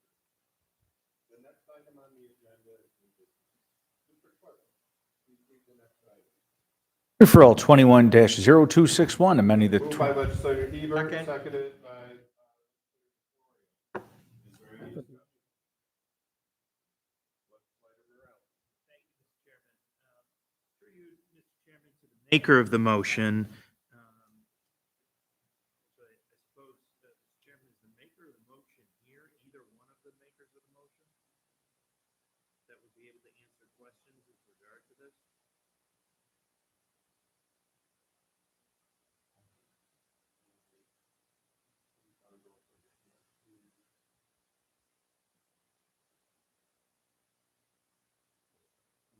I don't believe he is here this evening. Okay, Mr. Chairman, should this be tabled until one of the, until makers of the motion are here to address any questions? No, any further questions can be In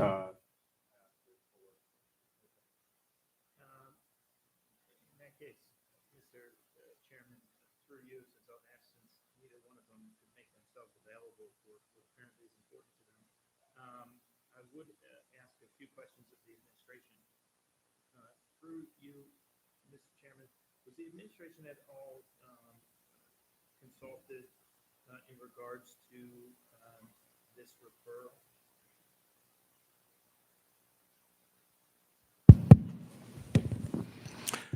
Through you, Mr. Chairman, the first we had heard of this referral, as well as Director Moore, was when it was in the packet.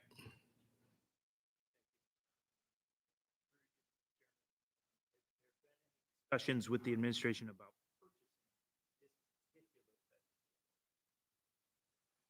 Through you, Mr. Chairman, yeah, this vehicle or the need for this vehicle was something that first came to light as a result of the helicopter crash that happened in Mendon. I believe it was in January.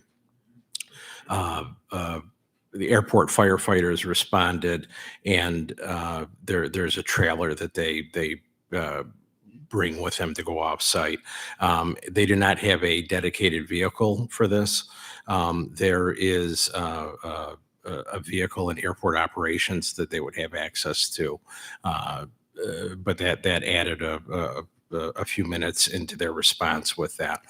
So that need is something that came to light earlier this year. It's something that was not budgeted this year, and it was the first time that the need for this type of vehicle really was on anybody's radar at the airport.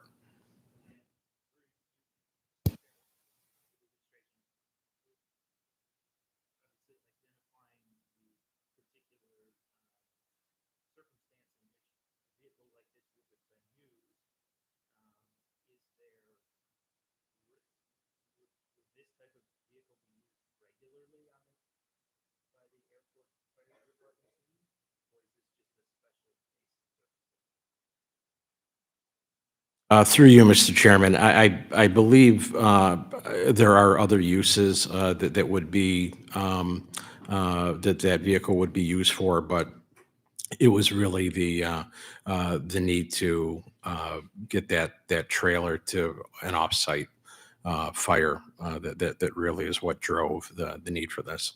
But there would be other uses through you.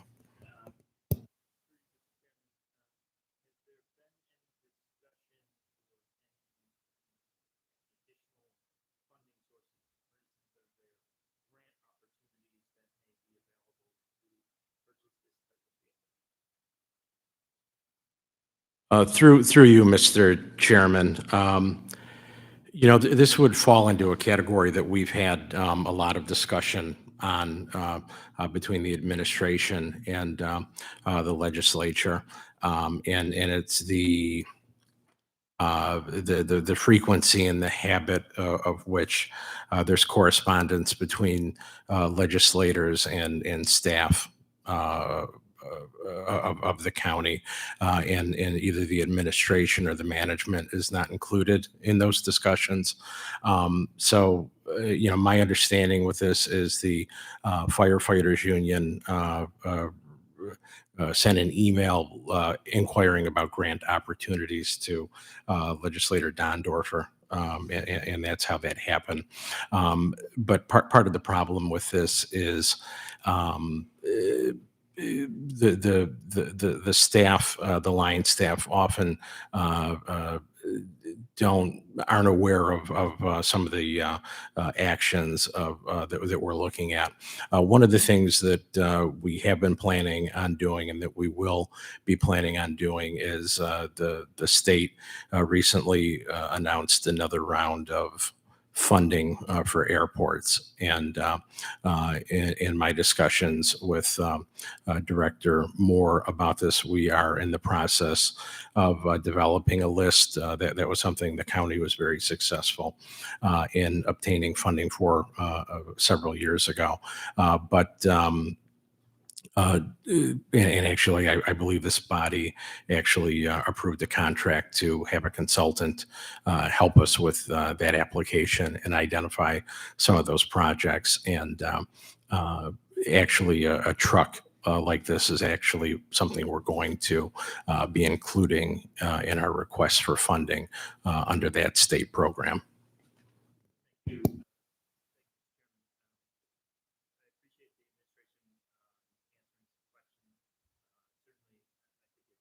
Highly inappropriate that neither one of the makers of this motion were here today to answer any questions, and simply relying on the administration to do their work when they have no interest, either one of them, in working with the administration. Is pretty inappropriate. But with that,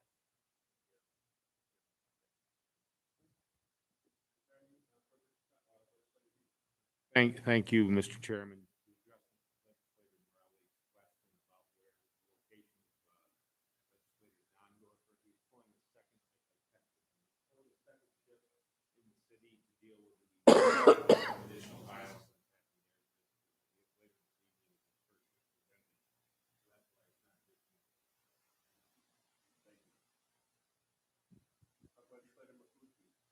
Thank you, Mr. Chairman. I just want to confirm, so through you to the administration, you will pursue other sources of funding for this? Through you, Mr. Chairman, yes, we will. Thank you. And I want to explain my vote.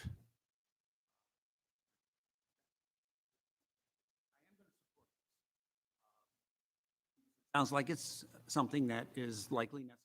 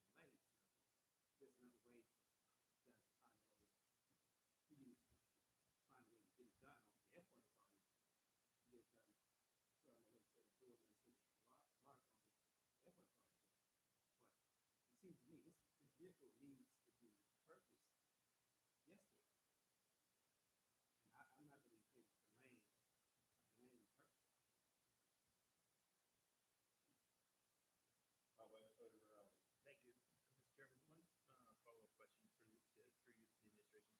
Will the purchasing of this vehicle go through the standard procurement policy, even though it's going through the pretend community contingency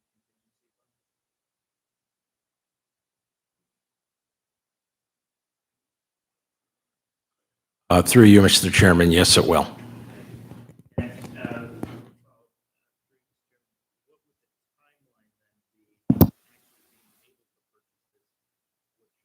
Capital improvement purchase, what would the timeline be, even if it went this way?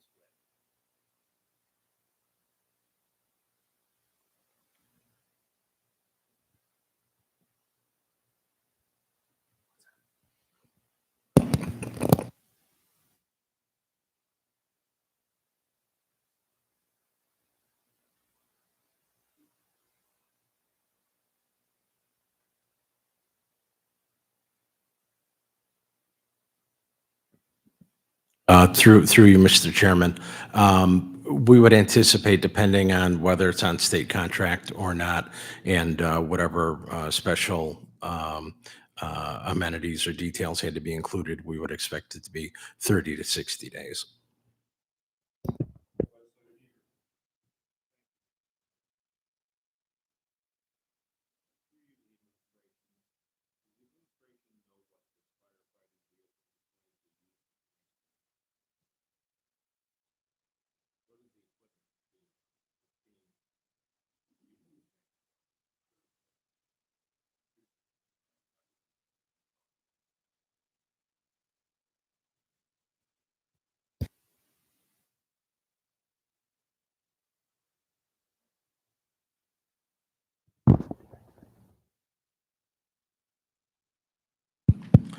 Through you, Mr. Chairman, my understanding is that truck would be pulling a trailer that is the foam refill for one of the fire trucks. And again, I want to stress that there are vehicles, obviously, that were available to tow it. This would just be to enhance the response, make it shorten the response time.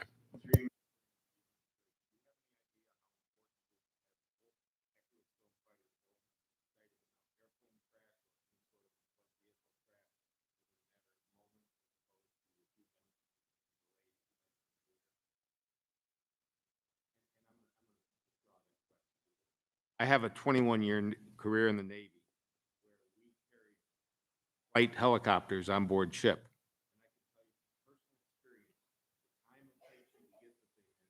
And probably died when the crash happened. And that's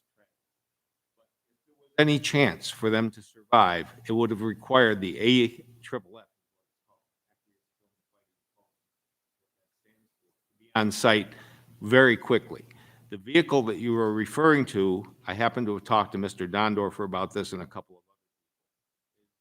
Adequate to get it there eventually, but that is not what you need in this kind of a circumstance. Not something that will be used frequently, I hope, because I hope we don't have a number of airplane crashes or private plane crashes or helicopter crashes anywhere in Monroe County. On this is going to impact.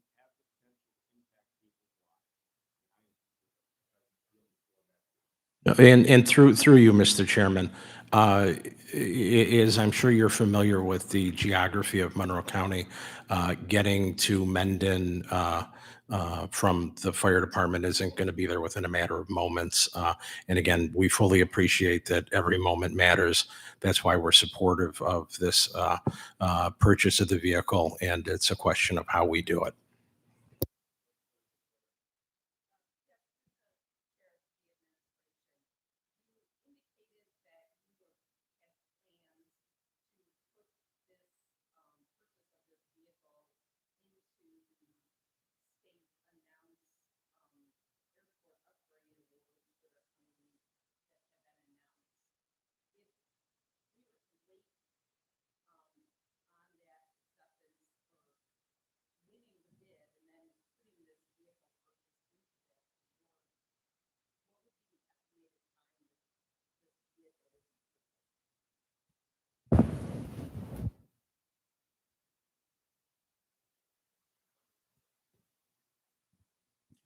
Through Mr. Chairman, I do not have an answer to that question right now.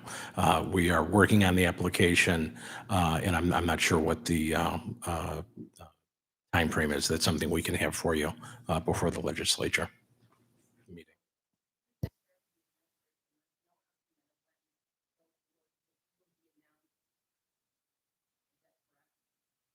Through you, Mr. Chairman, that's something I can get you an estimate before the legislature meeting.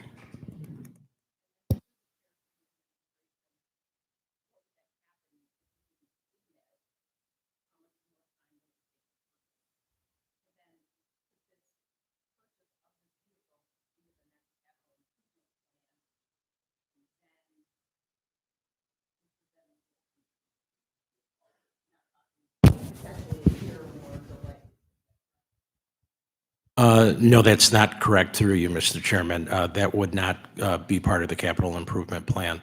That would be something that would just go through ordinary procurement.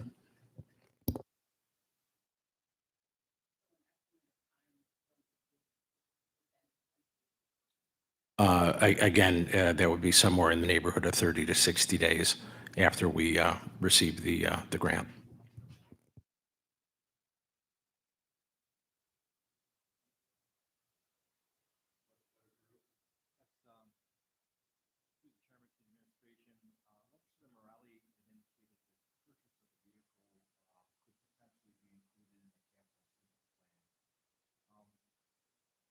General knowledge would indicate that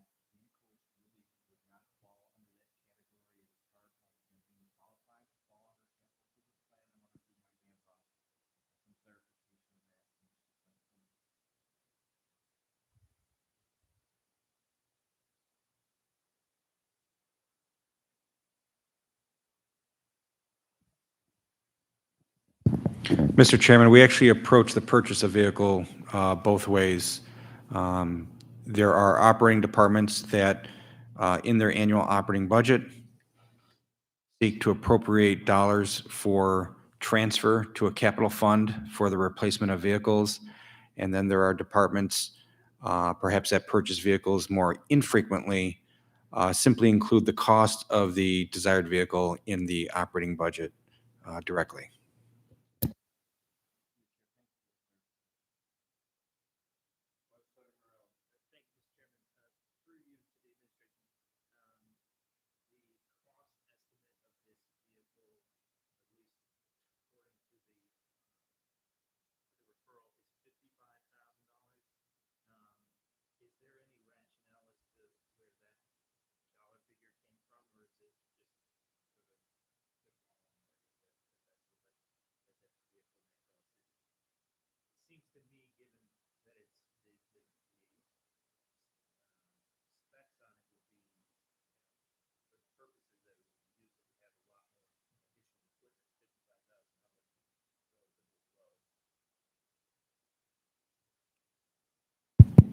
Through you, Mr. Chairman, I'm not sure what the cost of the vehicle would be. I have had conversations with Director Moore about this referral in particular, and he has not raised any questions about the estimated cost. I'd just like to explain my vote, and I'm actually hoping that some other people are listening. I am absolutely going to be voting. Time a plane takes off or lands at the Rochester Airport, there is the possibility of a problem. That problem leads to the need of this equipment. Our constituents, our families, your families could die because we don't approve this piece of equipment now. Thank you, sir.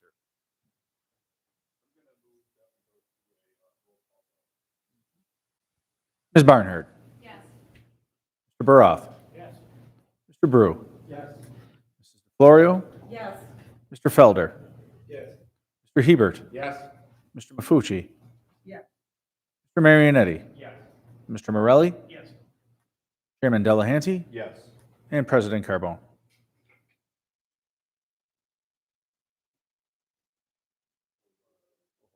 Hold the vote open. Understood. Referral 21-0262, amending Resolution 134 of 2020. Legislator DeFlorio, second.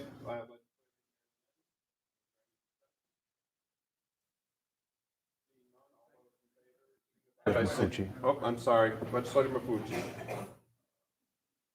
Thank you, Mr. Chairman. Through you to out, how does this change expenses that the administration can just do out of this funding without our approval?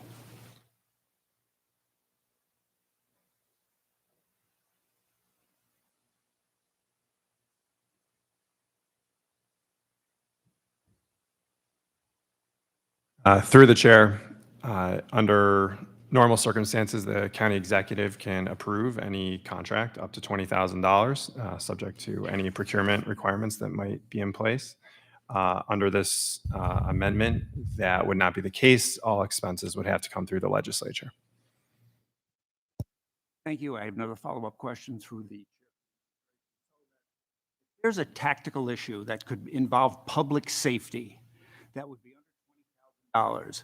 We would have to delay spending that money fixing the public safety issue, and someone could get hurt. Through the chair, I believe that's correct. Thank you.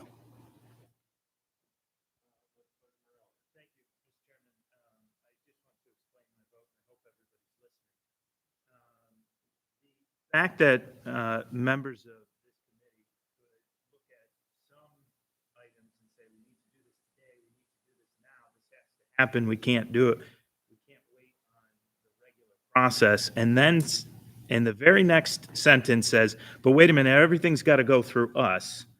They really ought to figure out what it is they want. Do they really want legislative oversight, or do they just want to play political games?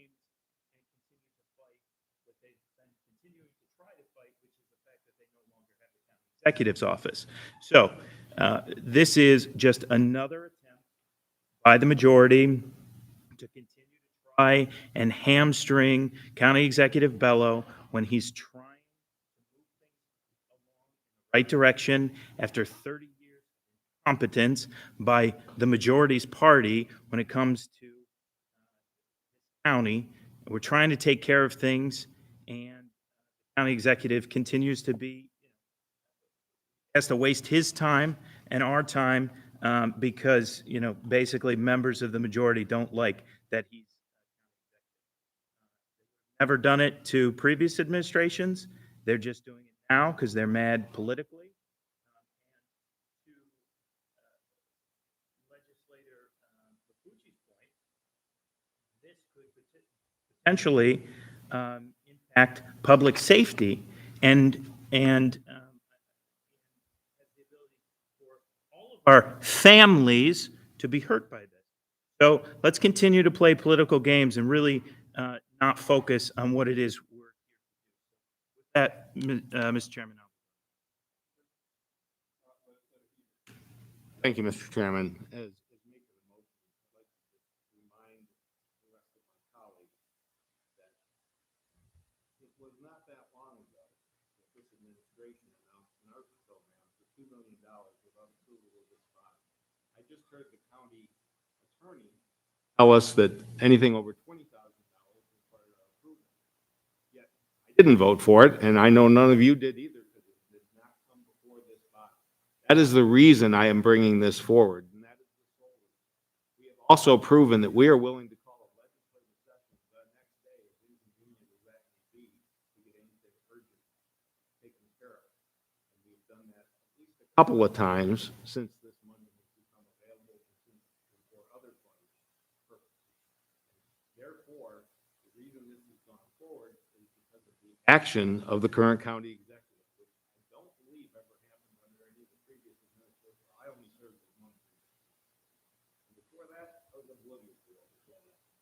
So, bottom line is, I will be voting for this, and I'm bringing this up simply because of the actions taken by the county executive in contrary fashion to the county charter and requirements of county law. Thank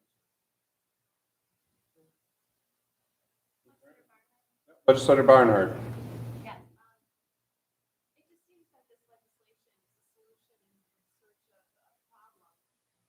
It's a huge, huge overreaction to what Legislator Hebert is describing. I understand his concern with the microgrant programs, there were two, the Fast Forward Monroe and the Arts program, which did grants of up to $20,000.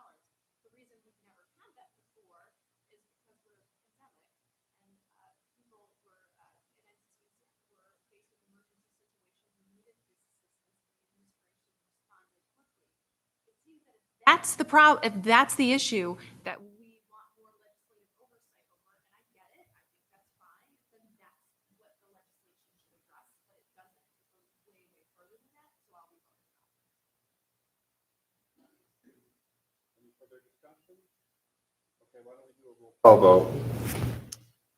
Ms. Barnhart. Mr. Baroth. Mr. Brew. Yes. Mrs. Florio. Yes. Mr. Felder. Yes. Mr. Hebert. Yes. Mr. Mafucci. No. Mr. Marionetti. Yes. Mr. Morelli.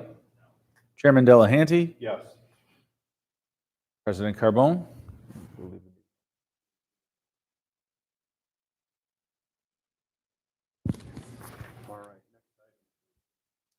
Next item, 21-0265, increase and improvement. Moved by legislator Marionetti, seconded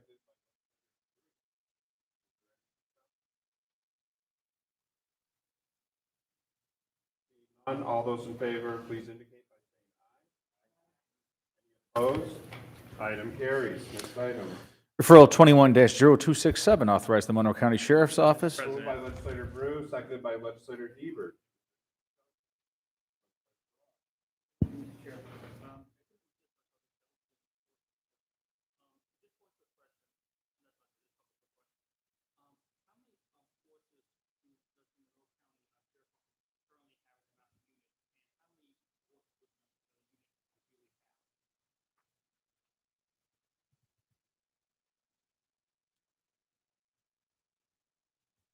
Through the chair, the mounted unit normally has 6 horses. We just recently retired a horse, Leo, who's 28 years old. So that brings us down to 5. So the acceptance of this donation would bring us back to our full capacity of 6 horses, which is normal operating number for the sheriff.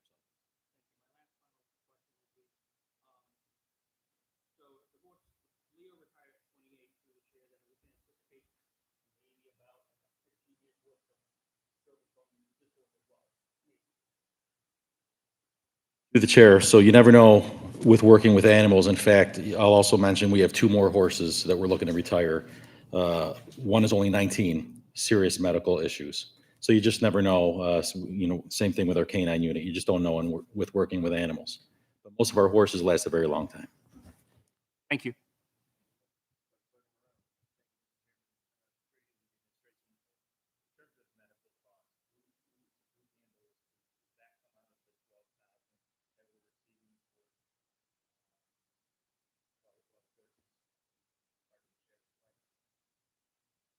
Through the chair, if I'm not mistaken, the 12,000 is the value of the horse. The horse is going to be donated free of charge to the sheriff's office.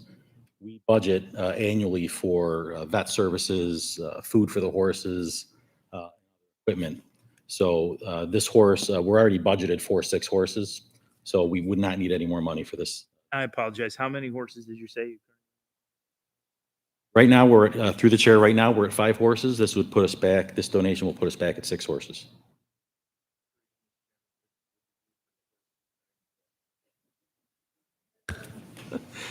Through the chair, we gave him a nice send-off. Lots of hay.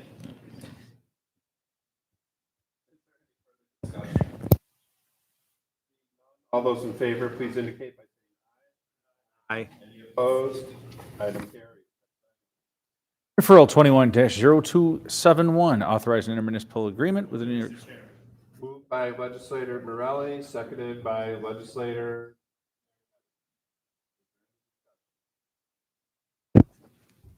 None. All those in favor, please indicate by saying aye. Referral 21-0272, amend resolution Moved by 219. legislator DeFlorio, seconded by none. All those in favor, please indicate by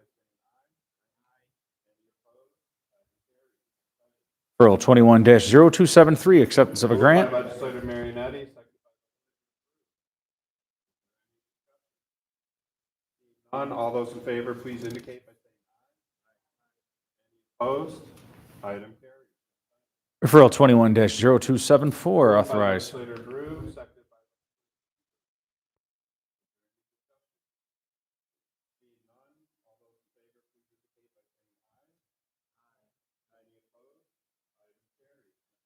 Referral 21-0276, authorize the Moved by sale. legislator Hebert, seconded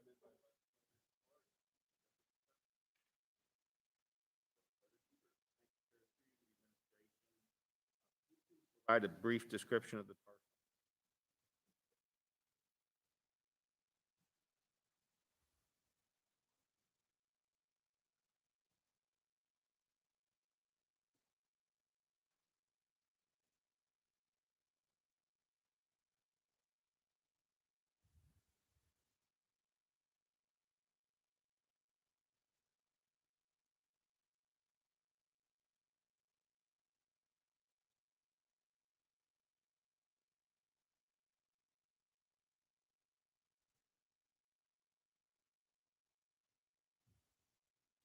Through the chair, this is a 6.5 acre parcel with about 229 feet of frontage along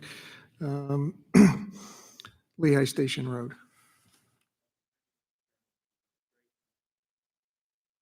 Offer represents just over 6%.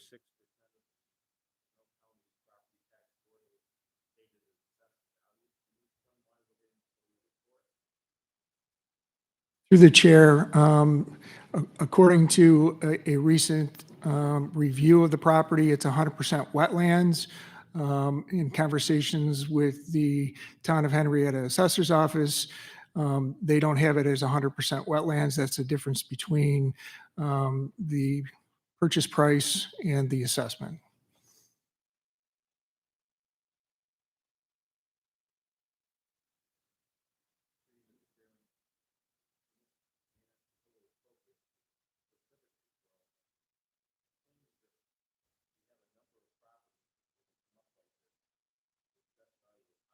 Much higher than what we're able to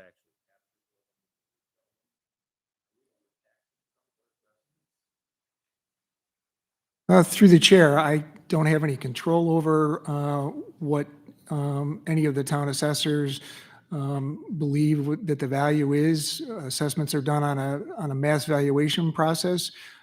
As I said, I did have a conversation with the Henrietta assessor about this property, and we just had a difference of opinion with regards to the amount of wetlands that were on it, and that is reflected in their value versus the value that the market is showing for wetland property.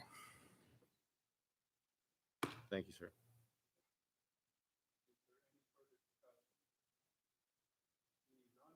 Oh, I'm sorry, Legislator Baroff. Thank you.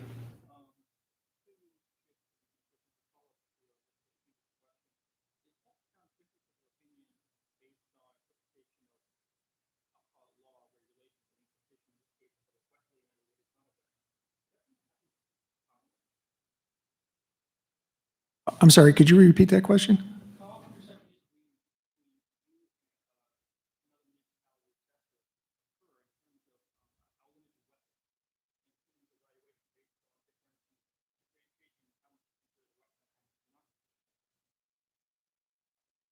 Through the chair, I'm only involved with, with property that, becomes, owned by the county. I don't review, all wetland property or, throughout the county.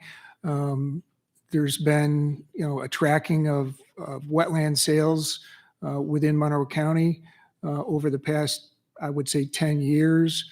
And so there's good data to set the value of wetland. This was a recent review of, how much wetland was on the property by one of the local engineering firms.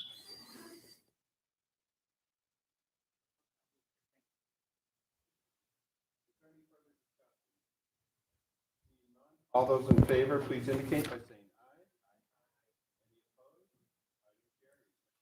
Referral 21-0278, authorize the Moved by sale. Legislator DeFlorio, seconded by Legislator Marinetti.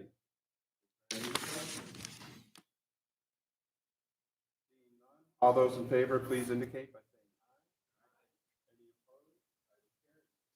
Referral 21-0280, authorize the sale of county-owned tax foreclosure property located at moved by 30. Legislator Marinetti. None. All those in favor, please indicate by saying Referral 21-0282, authorize the sale of county-owned tax. Moved by legislator Brew, seconded by none. All those in favor, please indicate by saying Referral 21-0283, erroneous assessment refund. aye. Moved by legislator Hebert, seconded by legislator Braun.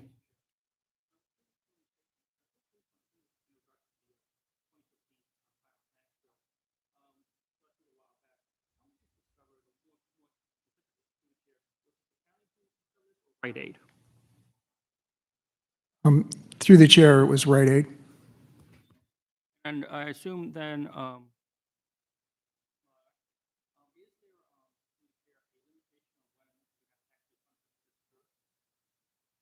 time limit?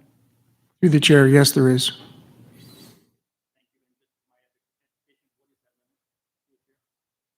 Typically, it's 3 years.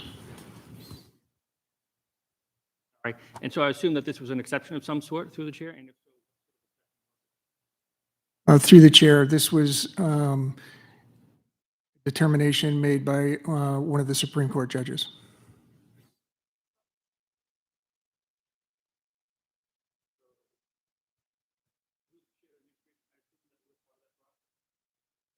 Through the chair, that's correct.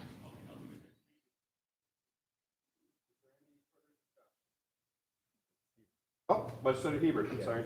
Question, Mr. Chairman, through you to the administration.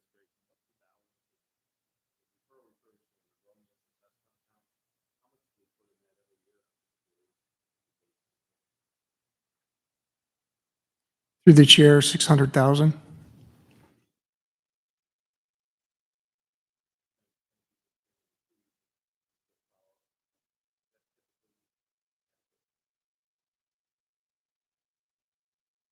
Through the chair, more or less. It-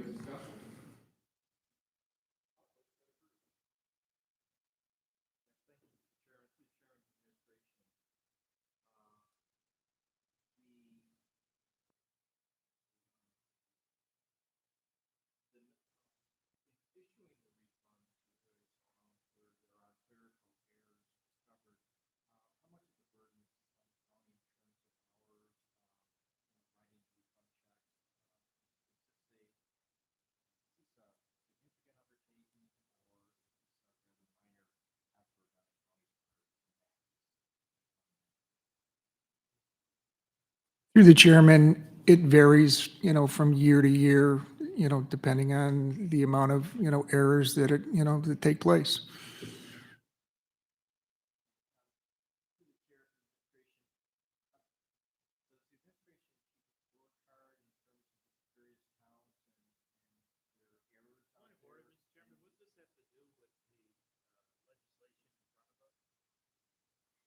Chair, I am trying to establish if there is a persistence in some of the towns or others, if there may be some training that might be provided or available, so that the county would not have to recover the expenses and the efforts to providing these refunds.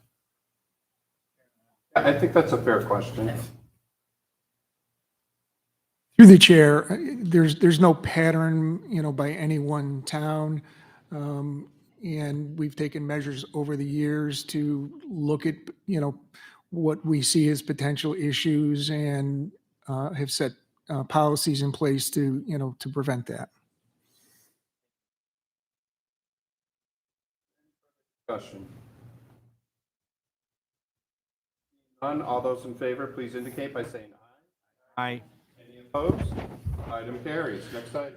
Referral 21-0284, authorizing an intermunicipal agreement with the Churchville Chi Central Moved by School. legislator Marinetti, seconded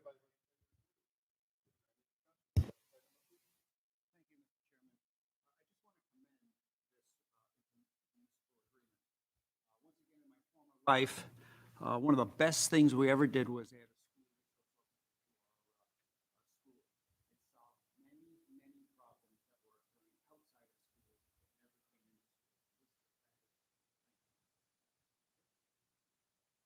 school never came into None. All those in favor, please indicate by saying aye. Aye.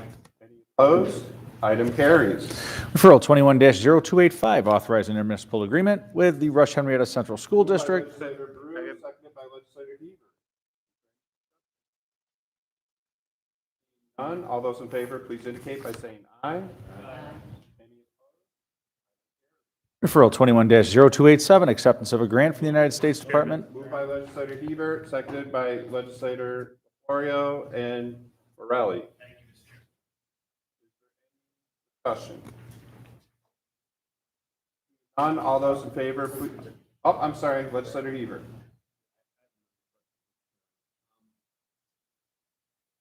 To the administration, accepted to simply flow these funds into the existing CPI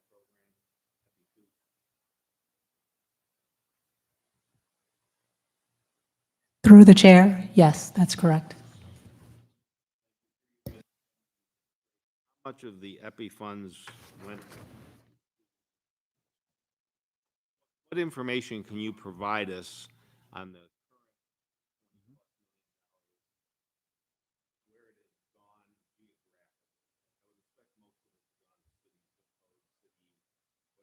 not sure how you register your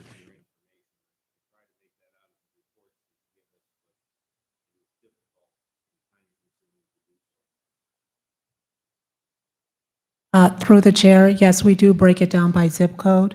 Your assessment is accurate. Those hot spots that we've seen throughout the pandemic, 14621, 14609, 14611, we've seen the highest usage of the EPI dollars. We can certainly get you that breakdown by zip code if that would be helpful.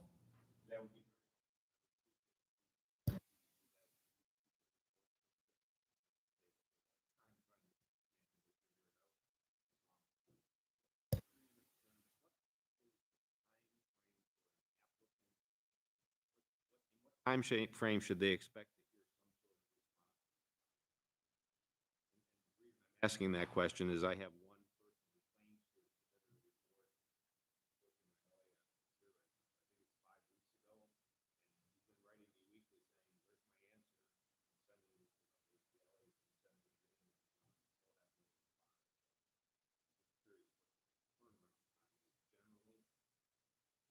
Through the chair, since the start of the program in April, we've run about 2,300 applicants through the process. All have been paid out, totaling about $10 million.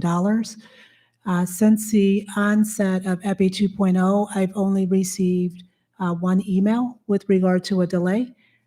So if those come in, if you can just bring them to our attention, we'll see what the stall might be. But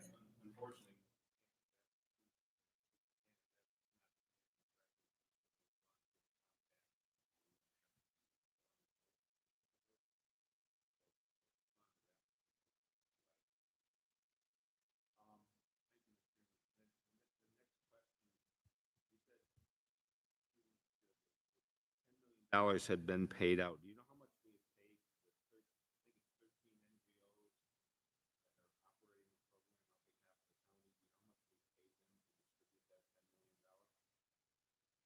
have paid? through the chair, I don't have those numbers in front of me, but I can get that for you.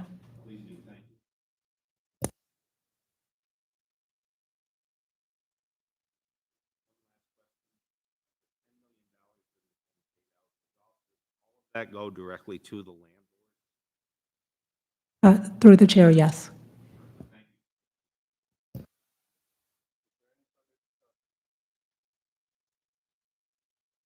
None. All those in favor, please. Aye. Any opposed? Item carries. Are there any other matters to come before this committee? There being no other matters, the July 27th, 2021 meeting of the Ways and Means Committee will open to the end of the business day. The next meeting of the Ways and Means Committee will be held on Tuesday, August 24th, 2021 at 6 p.m. Thank you.